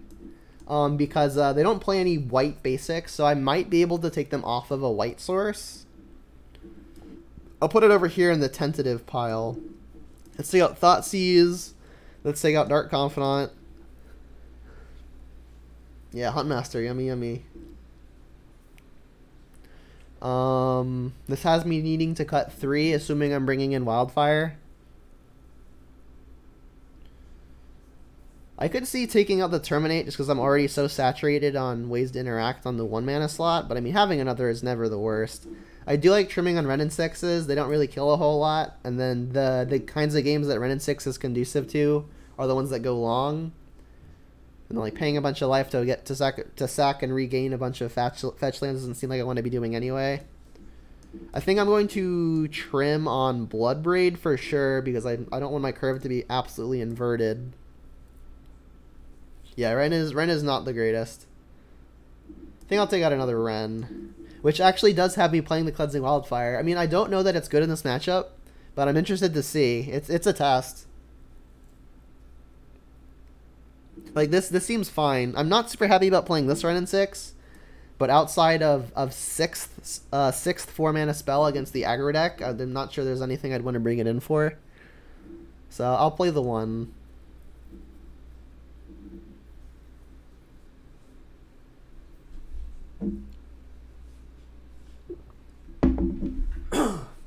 For how to drink.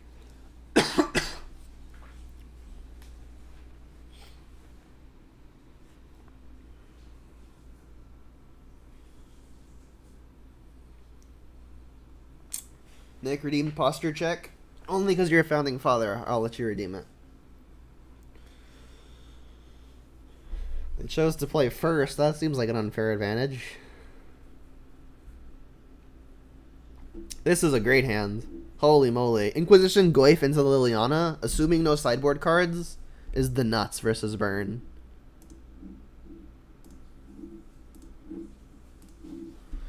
Like, on the draw, there's an argument to saying that 1-mana removal spell over Inquisition is the nuts, but I'm not going to complain when I've got either first nuts or second nuts.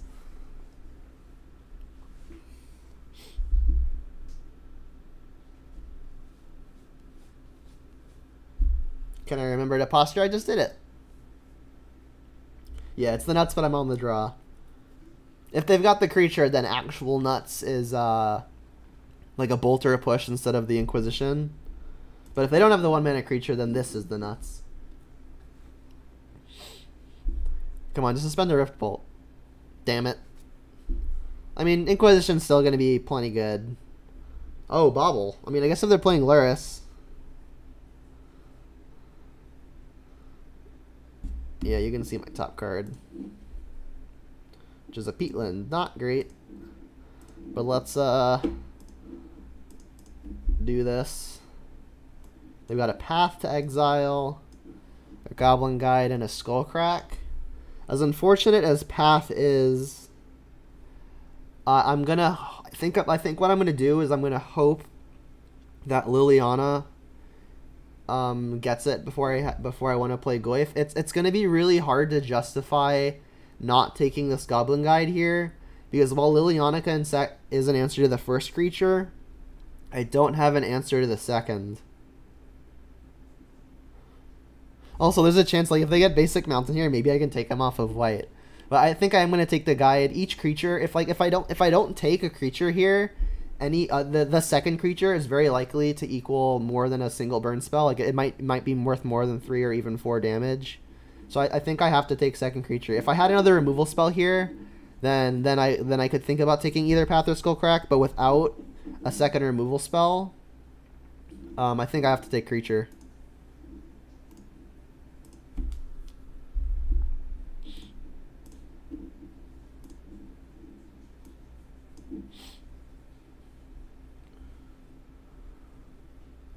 They get their Michael Bublé trigger.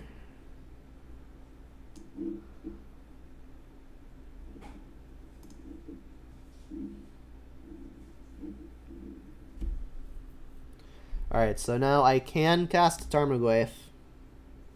They'll have the path for it. I mean, I think I'm better off just not playing the Tarmogoyf into the removal spell that I know about. I mean, that said, if I don't cast Tarmogoyf, I'm not really doing anything else with my mana. I mean, I could Cleansing Wildfire just to use it, but it doesn't look super great here. I mean, I do have lots of other creatures in the deck. Maybe I should just make them use the Path to Exile, and then like any second threat is good, but Tarmogoyf is probably the best threat versus them. I mean, it just feels so bad doing actual nothing. So assuming I'm playing Tarmogoyf, which I'm slowly warming up to the idea of doing, I want to plan my mana. So I think I'm going to get Basic Forest now, because that casts the Tarmogoyf, and then I can use the Verdant Catacombs in my hand to get my second Swamp for the Liliana on the following turn. Yeah, let's just do it. Like, Cleansing Wildfire does almost actual nothing here.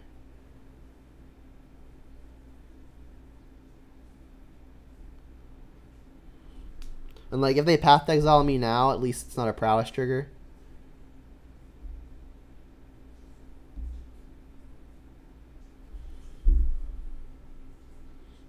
Like, off of the Path, I could even get my second Swamp that way, and then I could use the Verdant Catacombs to get a red later. I mean, I might just get the red off of the Path to Exile and then still plan on getting Swamp. If I can avoid tapping either of the Peatlands in hand for mana ever, I think I'll be happy. Right, so let's Forest. And then, fully aware they have the Path, cast Tarmogoyf. I mean, they have to cast the Path if they want their Swift Spirit to be worth any amount of damage. Hey, they got the Mountain. They might even just cast the Skullcrack here. Boros Charm. Yep. Because, like, casting a 2-mana spell means that if they have land, they could go Path to Exile and the 2-mana spell for maximum prowess triggers on their turn. Like, if they Path end of turn and they don't have a Bolt, then they have a mana going wasted. It's like, now I wouldn't be surprised if they, like, Skullcracked and Path, hit me for 3, putting me to 6. I can then sacrifice a Verdant, going to 5, and Edict them. So, like, my decision now is, do I want to get... Oh, they're just showing me that they have Skullcrack. It's like, do I want to get a red off of this Path to Exile? Or do I want to get the black? If I get the black, I may be able to get away with never paying another life off of lands, which is probably good. Like, there's not even a guarantee that I'm drawing something like Seasoned Pyromancer anyway. So they've got Skullcrack in hand, and that's it. Ooze is good. That makes me want to get another green source. So I mean, I guess I can get Stomping Ground at the end of the turn. I'm definitely going to get this Liliana down. There's actually an argument for just plussing here. If I plus, it's gonna at a minimum eat a Skullcrack, which is 3 life. But then they have a Swiftspear that's able to attack again. I think I actually like plussing here, which may sound crazy, but like I'm probably gonna have the Liliana and play next turn anyway, and then it's good for an Edict then. Like this saves me a little extra life. Like even if they draw like a prowess enabling spell here, like if they draw a prowess enabling spell here, like it doesn't kill me unless it's exactly Boros Charm. So yeah, I think plus might actually be not crazy. Alright, let's ditch a Peatland. They ditched the Crack because that was the only card in their hand. And then I'll play Verdant. And then end of turn I'll get Stomping Ground. And then I can Edict, play Scavenging Ooze, then maybe be in business.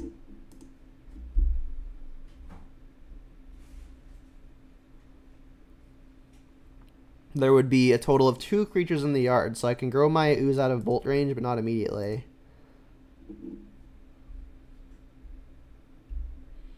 You can put like Lurrus in hand here. Yep, so they got Lurrus in their hand. Alright, I'll go to 4. Scary, scary.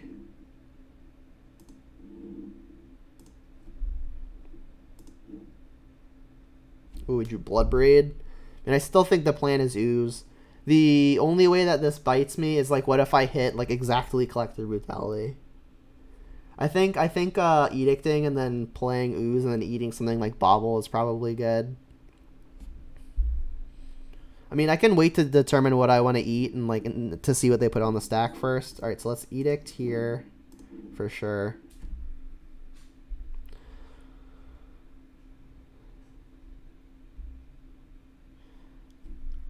Well, if they play Lurrus and there's no guarantee that they have the land, I may want to be eating their Mishra's Bauble.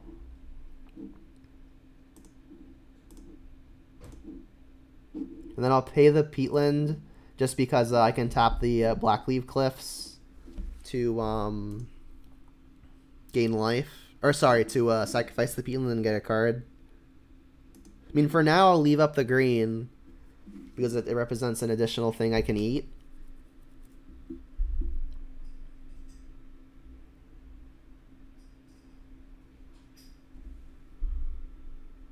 So like if they put Lurrus on the stack here, which is again in their hand already, if they have a land, then eating Bauble in response to the Lurrus is unfortunate, but neither creature is attacking this turn, and Liliana is good for another Edict.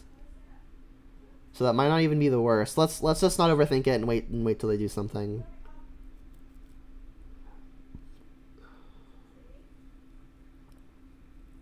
They've got a path. Jeez.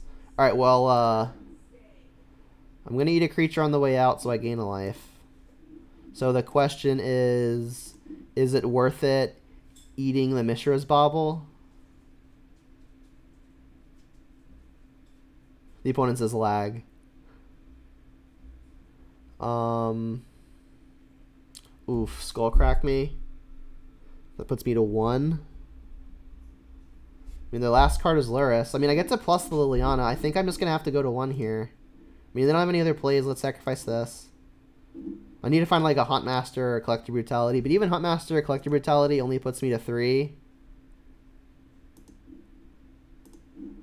Which means that I'm still dead to a burn spell.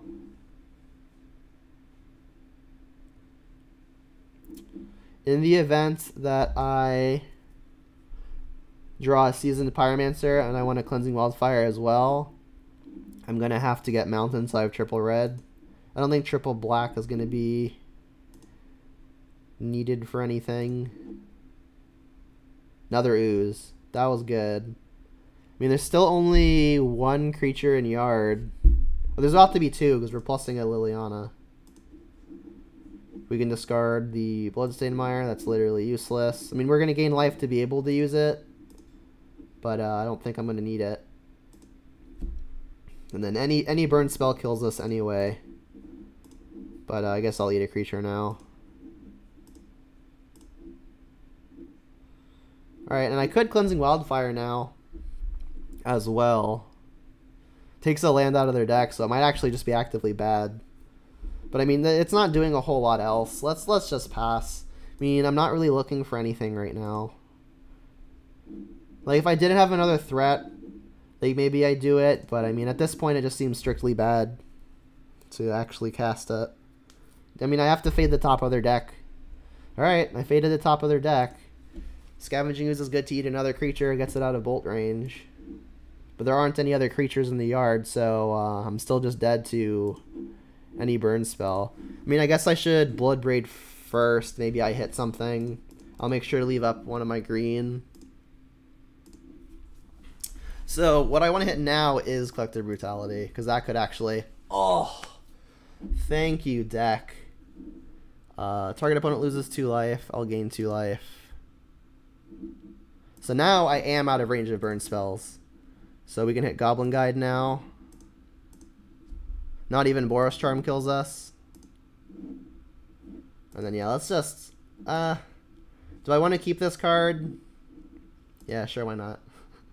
Yeah, I got lucky. Every once in a while it feels good to get lucky.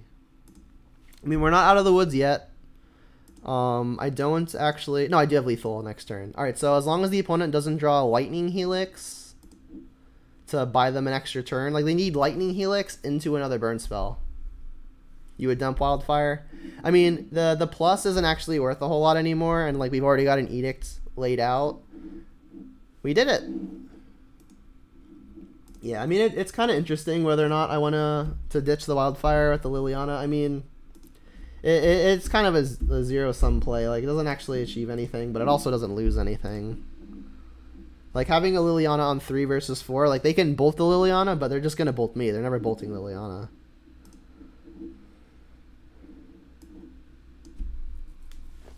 There's your high five. Got the solid 3-0 start. We're doing it. We're doing it. This is going to be a long video, too. The first 2 matches went like half an hour apiece.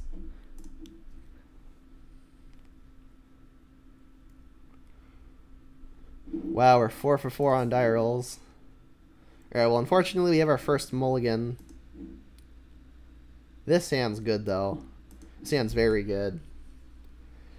I think I'm actually going to bottom the Terminate. Reason being is I like having my threat and my backup threat, and then I already have a way to interact. And I'm gonna ship my my way to interact on 2 mana because I want to fill my 2 mana slot, my 2 mana curve slot with a creature. The opponent is mulligan to 5 so far. Hopefully that's not indicating Tron again. So I think I'll play the Verdant. Actually, I may want to be getting Forest, so I guess Bloodstained Mire I should do first. And then if I decide to fetch Shock for a Bolt for any reason, I can use the Stomping... I can get like a Stomping Ground. Oh boy, this is going to be good.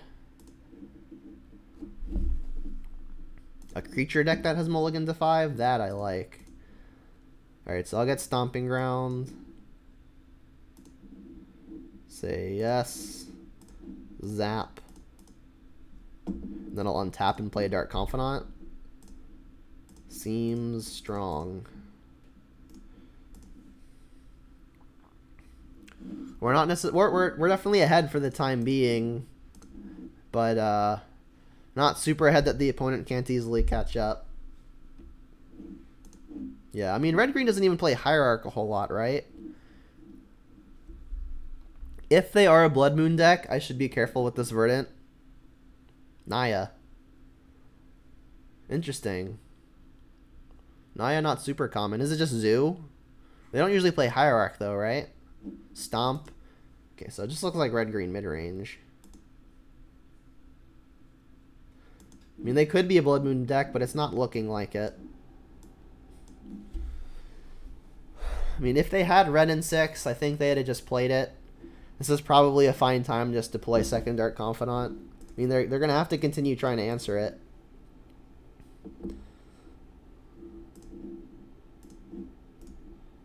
Like, playing Scavenging Ooze plays around second copy of Bone Crusher, but I really like the upside of getting any number of triggers. They're playing Binder Trash? I mean, I wouldn't call it that quite yet, but so far it looks like it could be Binder Trash Tribal. Basic Forest. I mean, if we know that they've got Bone Crusher, so if they do something suspicious. Alright, Ooze of their own. Alright, well, we're about to have an Ooze battle. I mean, drawing removal would make this easy. Can I get a Liliana? Not only did we draw Liliana, we revealed it. For maximum rub-ins.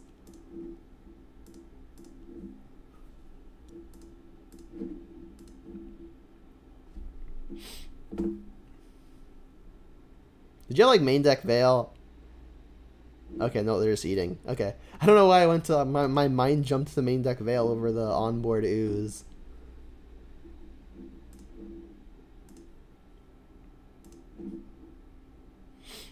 But yeah, now I think we're solidly ahead. They still have Bone Crusher, like, in their Adventure Zone. But, I mean, we got a trigger off of Bob, so I'm happy. I've been traumatized? By what? I'm gonna zap something. They zapped that and not the Bob? Deal. Like, maybe they're just hoping that the Bob kills me. The odds it happens are not 0, but they're pretty low. Especially because I've got an Ooze to help pad my life total if it comes up. Oh, by Veil? Yeah, I've been traumatized by Veil. For sure. Alright, Scavenging Ooze time.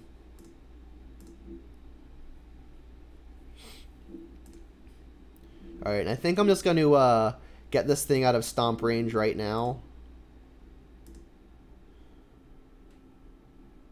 And, like, if they try to stomp it in response, I can fetch Basic Forest. And then, since all is well, I'll fetch Basic Forest anyway, deploy Ren and 6.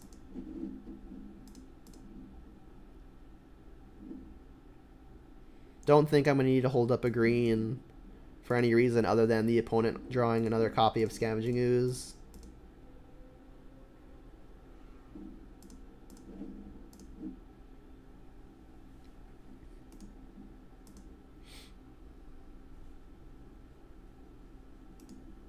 Yeah, this Confidant has been excellent. I mean, we didn't even need it to be excellent, really. But, I mean, it's found us... we've just pulled so far ahead because of it. Hit a Giver of Runes? Sure. I mean, if they've got another Bloodbraid as the last card of the tank, that could be something that pulls them around.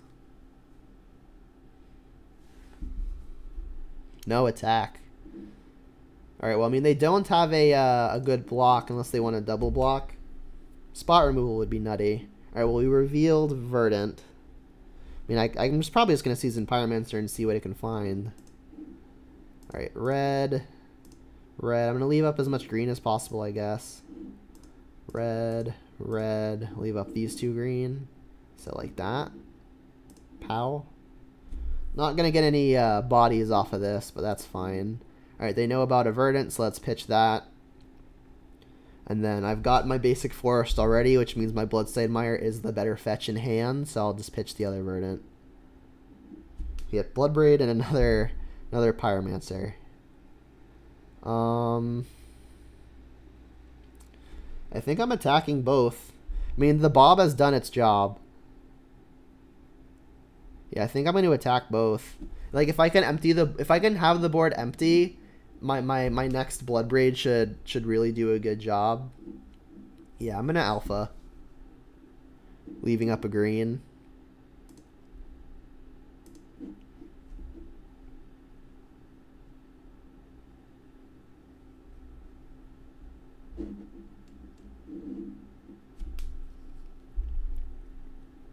Yeah, and like if they double block, the Scavenging Ooze with their 2 creatures, I'll just eat the thing and kill both.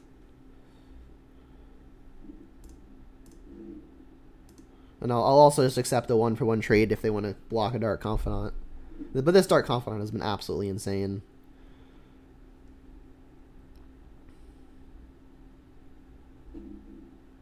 Yeah, they're just taking the hit. That's good for me too. All right, and then just to really put the pressure on their life total, I'm just gonna go downstairs with this and hit them.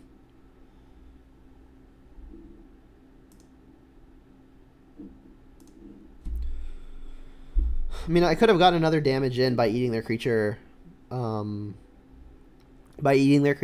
damage, which I think I should have done, especially because I'm not planning on using the rest of my mana anyway. I don't think I'm playing Seasoned Pyromancer when I know I've got a Bloodbraid that I'd be discarding. I want to cast this Bloodbraid, so I definitely should have eaten the Ooze. That's my bad again. They just conceded, though. Okay, that works too.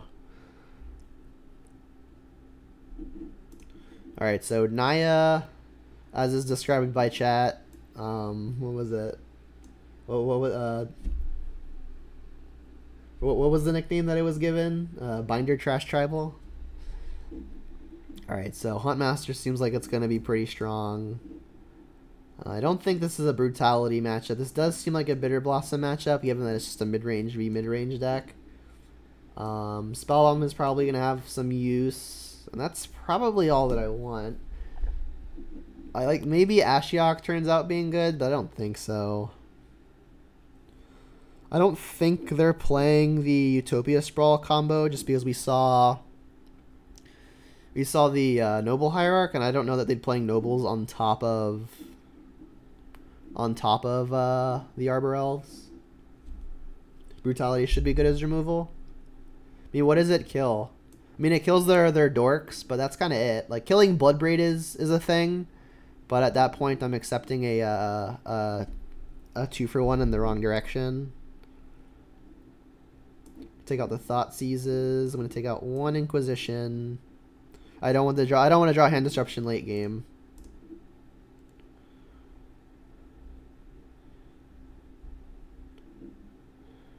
They do have a lot of ways to kill Dark Confidant, probably including Wrenn and 6. On the draw, despite them being so good, I think I'm going to take them out just because it's such a big tempo loss if I play a Bob on the draw and they like stomp it or bolt it, or even if they have Wrenn and 6. Like, the fail rate on the Bob is really high, and it gets even higher on the draw.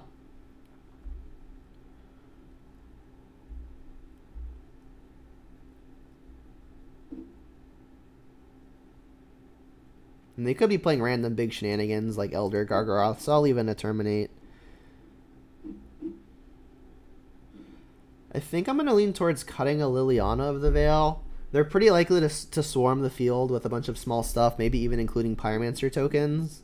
And Liliana does get worse when they get to pick their weakest thing to die. And being on the draw as well also makes it weaker. On the play, there's a consideration to bringing it back.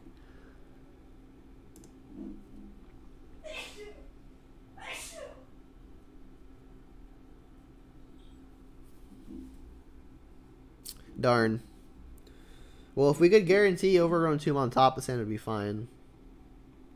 Would I help you if you started up a stream? Yeah, I don't see why not. Yeah, sand's fine. It's got a way to interact with the turn 1 Accelerant, and it's got a Liliana and a way to interact. I mean, we're missing pressure of our own, but we've got all of our mana and stuff to do with it. And in a mid-range battle, I don't think I can ship a 6 that looks like this. And we have both mulligans. It feels like the opponent may even be considering going down again. Alright, so let's start planning my mana. So I don't think the opponent's a Blood Moon deck. They still could be. I mean, I could get like basic Swamp, basic Forest, have Stomping Ground, but that doesn't mean I'm casting Liliana. I mean, either way, I think I'm ditching this this basic Mountain.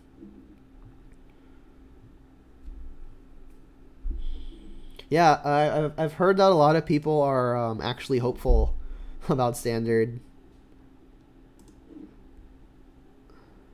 Alright, I guess I'll just lead on the Blackleaf Cliffs. I mean, if they Blood Moon me, I won't be able to get both of my fetches down by the time that they have the moon. So I think what's going to happen here is I'm going to fetch either Swamp or Forest and get the Spell Bomb in play. I think I'm going to have it be basic Forest because I'm more likely to want to fetch for Swamp. I mean, I'm fetching for Swamp next turn anyway, no matter what. So I guess I should get the Swamp now because then I don't have to fetch awkwardly if I want to cast a Push or a Spell Bomb. So yeah, I'll just get basic Swamp now, which means I'll go Mire, fetch Swamp. That means I can't play Wrenn and 6 if I draw it on turn 2.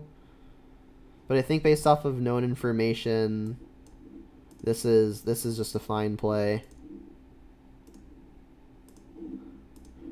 Yeah, because like this is possible because now that I have the Blackleaf Cliffs, I've got access to second black, even if I get basic Forest with the Verdant.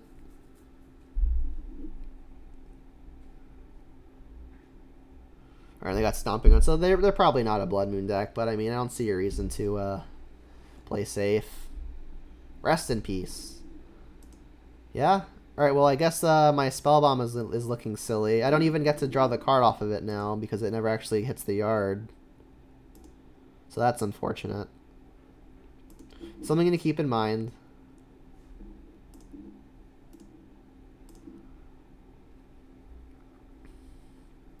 So I mean, them having Rest in Peace means that they probably don't have anything graveyard related.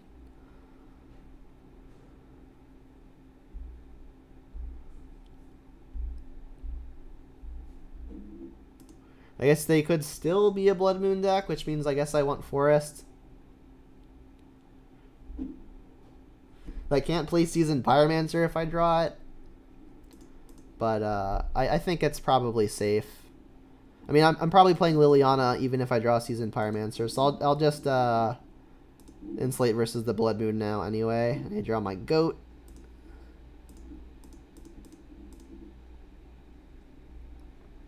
Yeah, I've heard some people suggest that Gruul aggro may be the best deck just because you still get to play Embercleave. I don't think I need this. Tarmogoyf is just a Goat, but I mean, even a Goat's better than the 5th land at this point. No Baloth, please. Discarded another Plains. So maybe they must just be some Naya mid-range pile that like has some kind of white emphasis because they already got a Plains in play and it's a doggy Plains. Alright, I guess let's pop out Exile instead of Graveyards.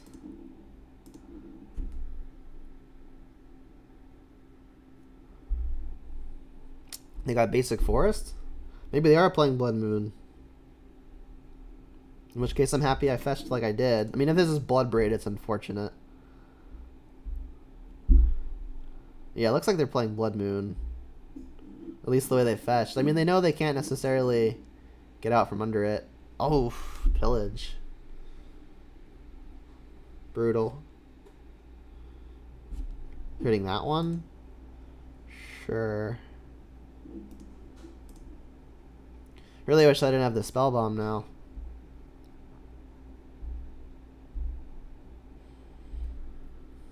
So at face value, I think this matchup is probably pretty close, just because we're both mid-rangey value decks.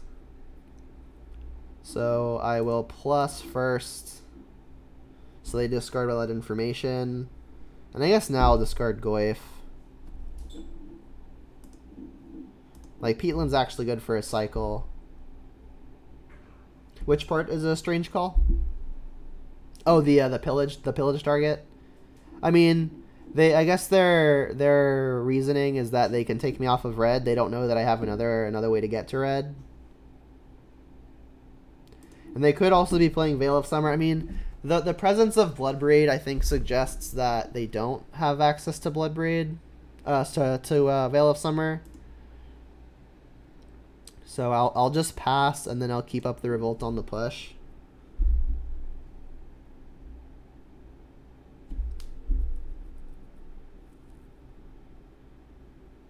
Giver. That's fine. I can revolt the push for killing the elf, and then I can use the Liliana to take care of the Giver. We'll be at parity, but a lot of my good threats aren't good for anything because they've got Rest in Peace. So this will get Stomping Ground. Oh no, that's the one that I used. All right, so I guess Blood Crypt. They're playing Path to Exile, so I don't think I want to get basics if I can avoid it.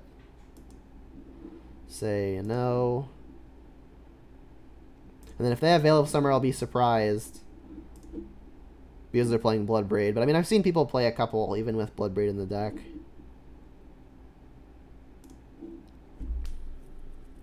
Alright, well that doesn't do anything. It may even be worth it to just plus, get the opponent's last card out of hand. If it's an instant, it's unfortunate. But I mean, if it's something like a Stomp or a Bolt, I think they would have just killed the Liliana, because then there's no chance that I get to kill their Giver with an Edict. So I mean, it's possible that just getting rid of their last card is worth it. I mean, it's apparently not a land, they went first. They could have like a Seasoned Pyromancer or something riding in their hand. I mean, if I plus, I'm kind of banking on them bricking on their next draw step. I mean, I kind of like getting their last card, especially because it's probably not a land. So let's empty my hand before plussing. I mean, they're only attacking Liliana for 1. Watch this be the Bailoff. It was a Stoneforge. Okay, I'm really happy. So I think my read was good. I have no targets ever. What? I don't know what your what was referring to. Oh, they drew Stoneforge anyway. Brutal. Alright, so maybe Ashiok becomes good. Now that we know they're playing Stoneblade.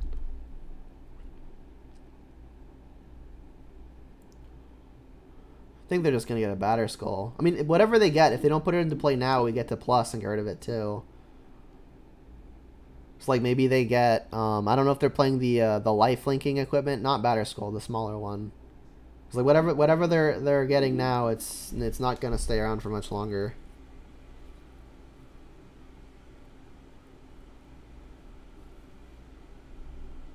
They got a Sword of Light and Shadow. All right, well I'm kind of forced to plus now.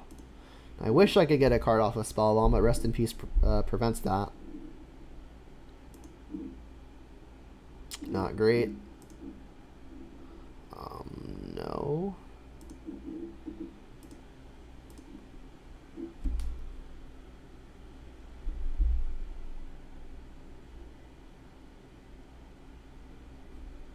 Oh, Naya Blade is the what? Okay, yeah.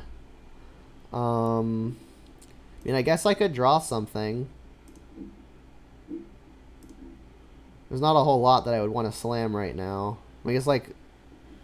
Yeah, that doesn't do anything. So what I want to find is Bloodbraid and or Huntmaster.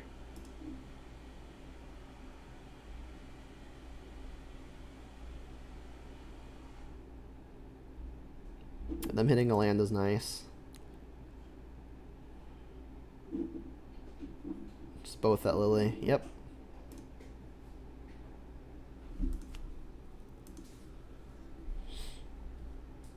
Huntmaster?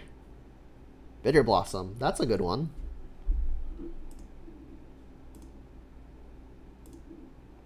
So I could just cash in the Liliana to kill one of these two creatures. It's not the worst idea. I don't know that they're playing flicker effects, but it's not impossible. They're probably not. I mean, if I plus, that's another turn that they have to strike at Liliana. I think I'm just going to pop off the Edict while the shields are down. Like, I can start Bitter Blossoming to try to put stuff in front. But I like getting a creature off the board. They sacrificed that? That doesn't make much sense to me. That makes no sense to me. Their stats are the same except one of them has a relevant ability. I don't quite get that.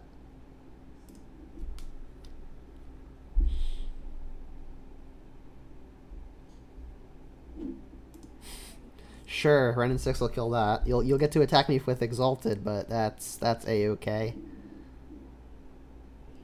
I think one of the ways I lose this game now is if the opponent just like natural draws a Batter Skull. Going at me, huh? A little aggressive. I guess they figure I've got Bitter Blossom in play, but I mean, I've got time. There's the Bloodbraid. There's the Skipper. Kill that. Jam.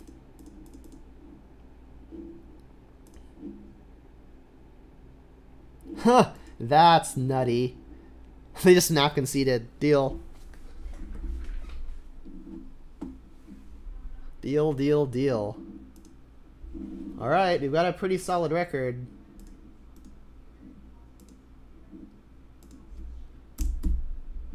I have been at this record a number of times in the past, and I've yet to go all the way. Yeah. So far, so good.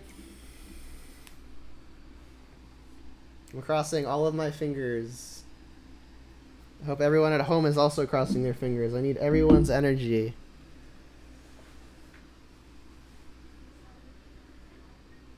Snapcaster says, "I will make no mention." Thanks, James. I appreciate it. Give me the energy, James. I need it. Send your vibes from across the world.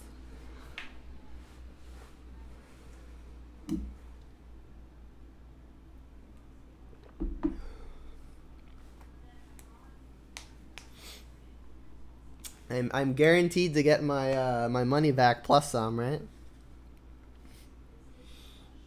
That's good. Zuli, do the thing.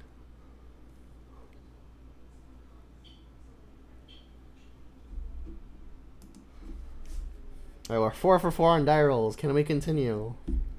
Does the luck end here? Oh, it does. Whoa, this hand. I think it's a ship. I mean, we're on the draw. This is close. So many things to do. I mean, we're playing 24 lands. If we have a land in the top 2, this hand's quite good. The opponent has mulligans as well, which makes our hand disruption even better. This is like one of those hands where if you mulligan it and you get a worse hand, it feels so terrible.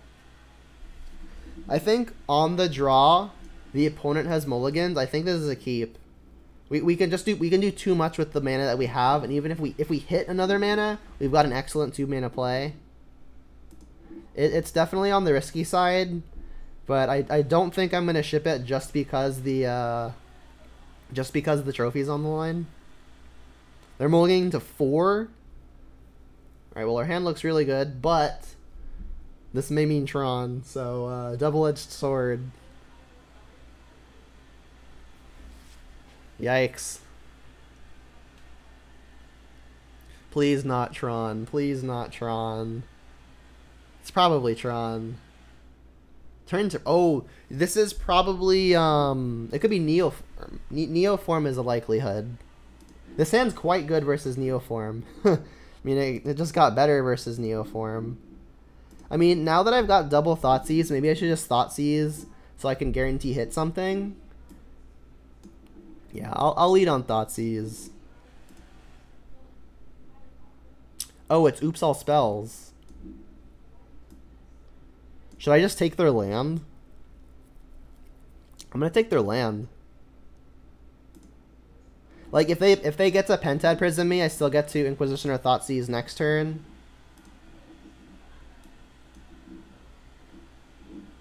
I mean, casting Thoughtseize is what afforded me the ability to take their land. Like, had I cast Inquisition, I would not have been able to. And we hit the land really, really good. So now we're at a turning point. We need to decide if we're playing Dark Confidant or if I'm just going to go Inquisition Thoughtseize and completely decimate their hand. I think it's safest to just go Inquisition here. And then next turn we can play the Dark Confidant. Like, I really don't want them to have access to this Pentad Prism, because if we don't find a land to guarantee to interact with it, we could be giving them access to a few extra turns. So I think I'm going to just fire off double discard. They hit another Undercity Inform. Alright, so this is going to work out well. Alright, so definitely need to get another black here. And I want red, so let's get Blood Crypt. Say yes. Inquisition again. Alright, so now they have one Undercity Informer. They scooped. Nice. They just don't want any more of it. I mean, yeah, the casting the Thoughtseize instead of the Inquisition actually came in really, really big. Alright, so unfortunately, a side effect of the opponent scooping here is we don't actually know if they're playing the Ritual version. So, I mean, whether or not Damping Sphere is good is kind of a shot in the dark. Cleansing Wildfire is 2 mana Stone Rain draw card, so that seems good. And along the lines of we don't know if they are the we don't know if they're the Instant and Sorcery version. We're not sure if Collective Brutality is going to be a hit. I mean, it can take their lands though, the flip lands. So I mean, it's probably good enough. I mean, things like Terminate and Fatal Push are immediately leaving the deck. I mean, like Fatal Push can it has a chance at killing the Undercity Informer if they don't have the mana to immediately sacrifice it. But I don't think they're going to be playing the Undercity Informer and intending on sacrificing it anyway, without having the 1 mana available. It's possible Ashiok is good. I mean, they don't really search or anything. Like, I think the only reason Ashiok would be good is because, like, I can minus targeting them and, like, maybe blind hit some number of their win cons. But that seems a little slow, especially on the draw. I need 2 cuts. I'm honestly thinking that Seasoned Pyromancer might be on the slow side. Oh, wait, I want Nile Spellbomb, right? If they're playing the version that has all the graveyard stuff, I'm going to want Spellbomb to interact with their yard at instant speed. Like, if they're playing the version that brings back all the Vengevines by sacrificing stuff that comes back, that brings back swords because of Narcomoeba. So, like, I may want to have the Spellbombs to snipe the Narcomoeba to prevent swords from coming back. I don't think Renin 6 is going to be super powerful. It doesn't kill a whole lot. It just lets me hit the lands. Maybe I just take out all of those. And then I can cut, like, a Seasoned Pyromancer just because it's on the slow end. Like, it can help me find what matters, but I think everything else might just be a little bit better. I'm aware of the Damping Sphere Bloodbraid Nombo, but I think each is individually powerful enough to play. And I'll keep the bolts because they can go to face and help me win a race. Alright, wish me luck. This hand's very good. Our pressure doesn't come down until turn 4, but we've got a way to interact with their hand. We've got the Spellbomb to, if they're playing the Narcomoeba version, hit the Narcomoebas and prevent the swords from coming back. And we've got a turn 3 Liliana. So I mean, this hand seems very good. They've luckily kept a 7-card hand. Oh, they have the Leyline. Brutal. Alright, so Thoughtseize no longer a factor. Liliana will still be good though. Alright, and we can still use our turn's mana on Spellbomb. Damping Sphere, not bad. We can't Spellbomb them because of the Leyline. We still don't know what version they are. I mean, they played Undercity Troll, so I guess that does actually tell us what version, right? You think Soul Guide Lantern is better than Spellbomb? Completely possible.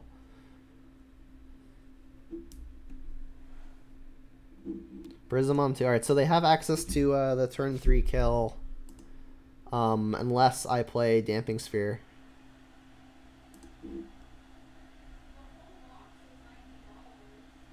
If I play the Sphere and they've got the 1/4 instead of the 2/3, the 4 mana play. Actually, they do just have the kill if they have the thing, right?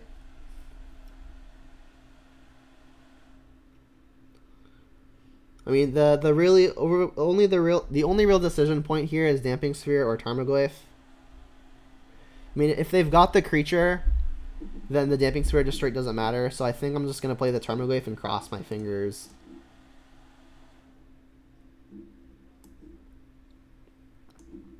Wait, actually, they actually don't have the kill, right? They would need an additional mana source. If they have the land, then fine. Like, they have to get back the scrapyard, the salvager, and be able to cast it, right? So maybe Damping Sphere is just better.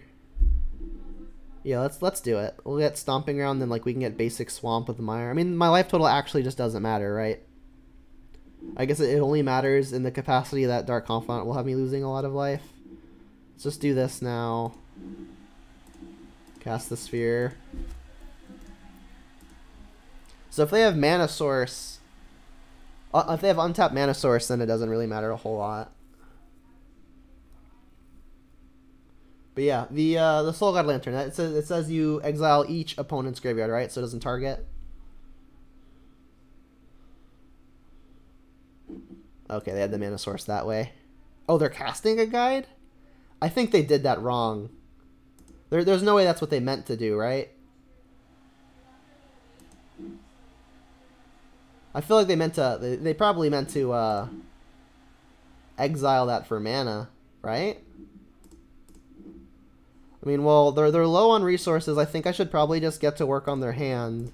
Liliana's not good for an edict or a an emblem, so like the earlier I can get this down, the better. I don't think I want second Damping Sphere. Thoughtseize is actual nothing. Let's just ditch that first.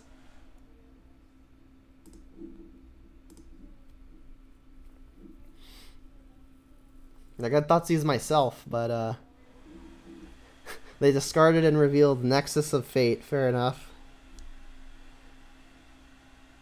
But yeah, I think the opponent just misclicked. I don't know. Maybe not.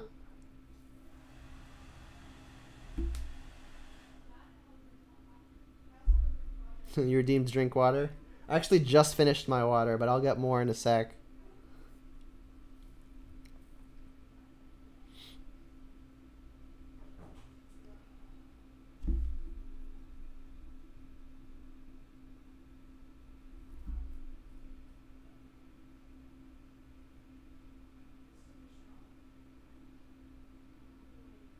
There's the troll. Trollolol. Or Informer, sorry. Exile a guide. Now you're going to activate it. Yep, we're dead, presumably. But I can see if they've got anything techie.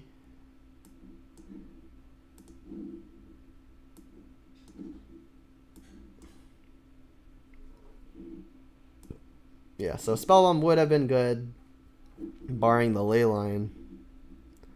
They're playing how many ley lines? Probably the full set. I see at least 2 in the yard. 1, 2, 3. They got 3, 2 there and 1 in play. I guess they might have 1 in hand. But yeah, we can't target them. And then here, I'll let them do the combo just so everyone can see how it works. But they're gonna get back the Narcomoebas. The Narcomoebas are going to let them get back the swords. They can sacrifice the swords to get their 6/4. And yeah, I guess we aren't actually dead, but I mean we're kind of just dead to the Narcomoeba. Yeah, because they couldn't actually cast their whatchamacallit because of the Damping Sphere in play. And they had the Nexus of Fate, so they don't actually deck themselves.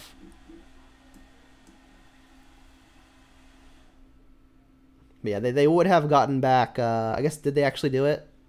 Yeah, they put the Scrap Heap Scrounger in their hand. Alright, so yeah, they have 1 card left. They can't deck themselves. And we're going to take 5 in the air, it looks like. I guess let's see if they've got other Leyline.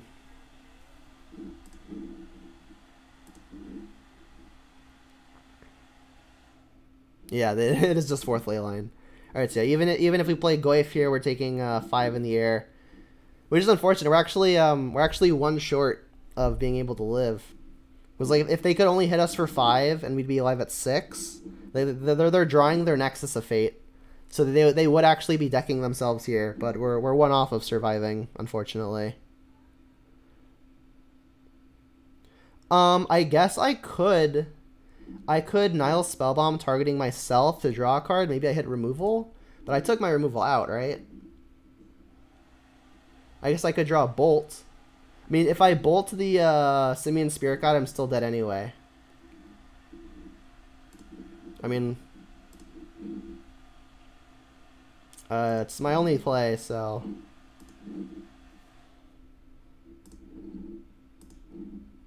Liliana. Not gonna do it. Alright, we are dead. Yeah, because like even blocking, I take 5 in the air. Close. Alright, so unfortunately, even given the presence of 4 Leyline of Sanctity, I don't think I can board out my hand disruption.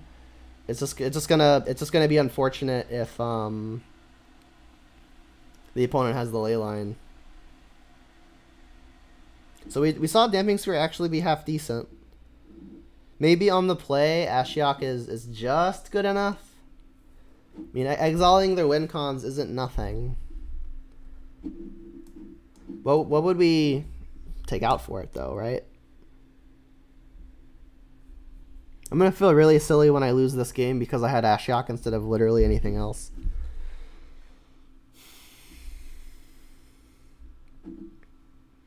Again, like, Spellbomb is kind of the same sticky situation, right? Like, if they've got the Leyline, it gets worse. But if they don't have it, it could be great. Maybe Ooze is just way too slow. Just like second Ooze as well. I mean, I could take out a Blood Braid. Just like keep in the Grizzly Bear. I mean, Ooze actually, I guess Ooze is a way to interact with their yard if they don't just nuts combo me immediately. So I think I like taking out one of them. Taking out one of the Blood Braids just because it's top end. I need one more cut. It's definitely not Liliana. It's not any of these 1-mana spells. It could be a Bolt. The only reason Bolt is there is it helps me steal a race. Yeah, I could see it being Bolt. Maybe it's Seasoned Pyromancer. Honestly, I think the Bolt might just be better than the Pyromancer. Like, I don't really have a shortage of clocks. I just really need to steal a race. Alright. Wish me luck. This is for the trophy. I mean, this Oops All Spells deck is the real deal. Sphere is medium. I mean, we saw it be very good there, right? The only reason that we lost, or one of the reasons we lost, is we had 1 less life than we needed to survive, and we owed that to Damping Series. They would have been able to just kill us anyway, because they would have been able to get back their the thing that where they sacked the swords to get it back. They weren't able to cast it because they didn't have the mana. I think this is a ship.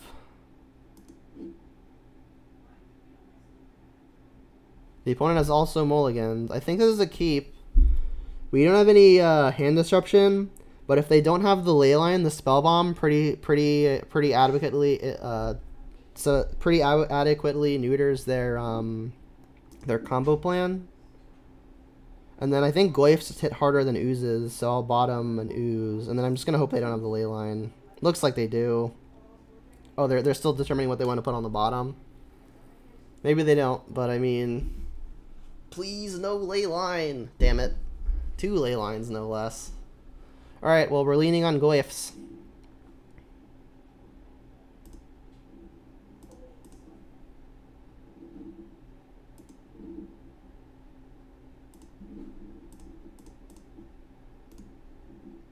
I mean, at least this is kind of like a mulligan to 5.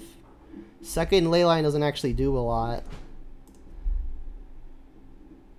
I need to find like lands and Lilianas is what needs to happen. So I'll net gain a life if I Peatland now, lose a life, and then I can like Goyf next turn. Actually, it's not even true, because I'll be tapping Peatland. Yeah, I'll just Shock and Evergreen Tomb and play a 1/2. I mean, I guess Ooze is actually probably going to hit for more or faster, just because, like, Tarmogoyf isn't even guaranteed to get much bigger. Cast the Grizzly Bear.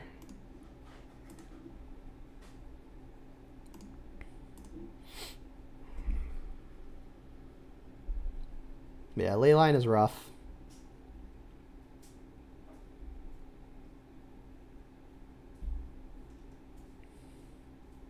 Talisman. Alright, well, they might have the kill again. Ooh, that was really good. That means I get to kill the Talisman and prevent the turn 3 kill. Unfortunately, other mode It's gonna have to be I discard a card. So, like, that's actually the reason to have played Tarmogoyf. Because I could have done 2 damage to the Tarmogoyf and it would have lived, but I can't do 2 damage to the Ooze and have it live. Bummer. Alright, so... I mean, I could do 2 damage to myself. And that looks like the line. Alright, so I guess kill that. 2 to myself. Like, I could take the turn off and play a Tarmogoyf, but like if they've got mana source plus the thing, we just die. I think the upside of them not having another mana source is pretty decent if I can just get their artifact out of the way. Yeah, so as it turns out, playing Tarmogoyf would have been better. Not only because we wouldn't have to have shocked ourselves, we'd have been getting in for an extra damage. Alright, so they can't kill us this turn coming up, but it's not looking great. You would miss the pulse here? Oh, right, because like we don't have access to the pulse. Alright, well they've got the Undercity. Oh, they have the Spirit Guide too. Alright, they have combo.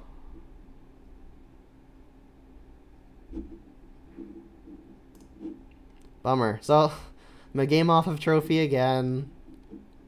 Yeah, I cannot beat the, like, going at 12 means I'm dead to the Creeping Chills anyway, but, like, they just get to bring back all the Vengevines and stuff, because this doesn't target them. Target! We're dead. Damn it! Alright, well, we got the 4-1 at least. Damn, we were even up a game in match 3 and everything. Alright, let's do the the deck tech for purposes of the recording. Yeah, 4-1's still a respectable record. It just sucks to lose the last round to the deck that like is actually just a boat like passing you by. Like you just can't interact with it, and the modes that you have to interact with it, they have leyline, and then it's just like nothing matters. Alright, so let's do a deck tech. I don't know why that word is so hard to say today. So, we played against a lot of mid-range creature decks and one combo deck. Not having the 2 other copies of Bolt looked really good versus the various mid-range decks. And even leaning towards push in our 3-2 split was pretty beneficial because we were able to push some stuff that Bolt would not have been able to kill. Ren and 6 looked really good. Because we played against a lot of mid-range and we played against a few X1s, and alongside the Ren and 6, the Dark Confidant also looked phenomenal. Dark Confidant did very well this league. I don't think I ever got Scavenging Ooze flooded, so I like playing 3 Scavenging Oozes. It is a bit more than I'm accustomed to, but again, not playing the Cling to Dust that I've liked has me wanting an extra Ooze just as another way to interact with the yard. I still like the 1 Terminate. The Kolaghan's commands I think are very good. They're especially good in this particular version of the deck because we're playing lots of really good cards that we can get back. Seasoned Pyromancer are a really good thing to get back. Bloodbraid Elf are a really good thing to get back. And even things like Scavenging Ooze and Dark Confidant can be really good in a pinch, depending on the situation. Huntmaster of the Fells, as far as the sideboard goes, was the new thing that we were testing. We actually never cast it this league, right? Yeah, we actually just like never cast it this league. We had it in our hand once, and we had the option between casting it or Bloodbraid, and I ended up going with the Bloodbraid, which I think was actually a mistake. So I mean, Huntmaster I think would have been the better card to cast just because we knew that the opponent had the Karn, and that if they always dusted, we would have wanted a haste creature to attack down the Karn. So that was a misplay. So Huntmaster would have been cast, but it wasn't even insane in that scenario. So I don't know that this card is worth it. That said, in all of the matchups that we got, except for the last one, I think it would have been good had we resolved it. The Spell Elms were good, except for when they just straight didn't matter when the opponent had a delay line of Sanctity, unfortunately. This other Fatal Push was fine. Damping Sphere was fine. The Cleansing Wildfire was quite good. The Brutality was very good. The Bitter Blossom was pretty good, and even the Ashiok was pretty good. So I think everything in the sideboard we boarded it in and had it to be good to some kind of to some effect. So I'm pretty satisfied with the sideboard. Actually, something was brought up in chat by I think it was who brought it up in chat. Izzy91 brought it up in chat. That an alternative to Nile Spellbomb could be the what was it called? You said it in chat. Soul Guide Lantern. I believe, let me double check before I say something wrong.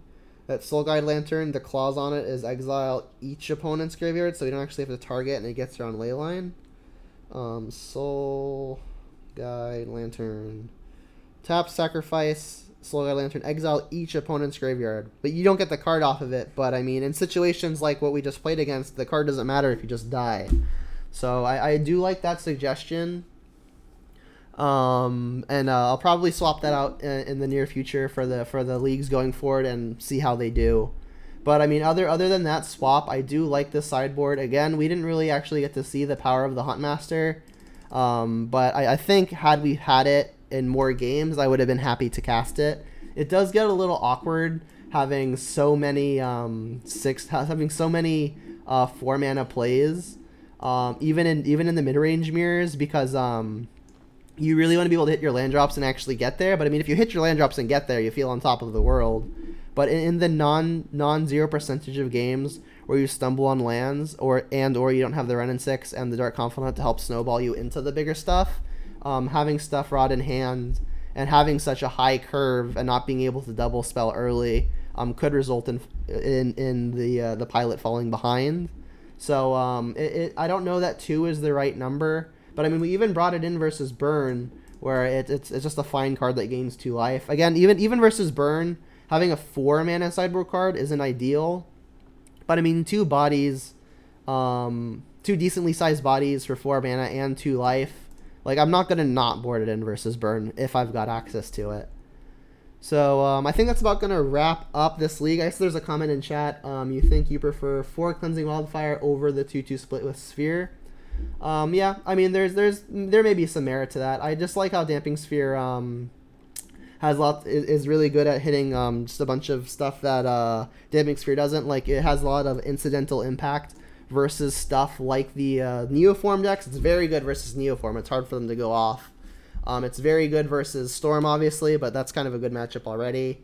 And it's also good versus stuff like the Graveyard Shenanigans that we just saw. It actually almost won us game 2 if we had 1 more life. So I mean, I think there's definitely a merit to having Damping Sphere. I don't know that I would want to straight replace them with Cleansing Wildfire, but it might be worth a test. We might be able to see it in future videos. Yeah, James agrees that Wildfire is very good. I do agree that Wildfire is very good. I don't know that I want to be playing 4 of it, but I mean, who knows? Maybe I run it through a couple leagues and just test my biases. But yeah, before this video goes too long, because it's already almost 2.5 hours, I'm going to wrap that up. And then with a closing statement, if you're watching me here on Twitch, which there's actually a really big handful of you guys right now, I really appreciate everyone tuning in. A really good free way to support my content is to hit that follow button. And also, if you want to see any of my previously recorded Jund videos, this is actually league number 41. Hey, I hear that follow. Thanks, Izzy. I've got 40 pre-recorded already on my YouTube videos, plus some others. I've got 40 traditional Jund videos, but I've also got some extras like Jund Shadow, Is It Prowess, a bunch of random gobbledygook. But Jund and Midrange by far my favorite deck in the world, so most of my content is going to be like this. And I appreciate you saying so, Izzy.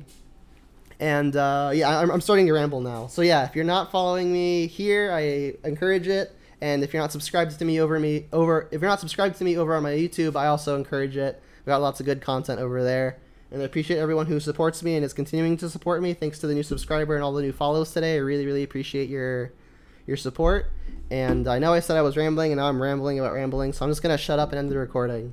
Thanks all for tuning in, and until next time, have a good one.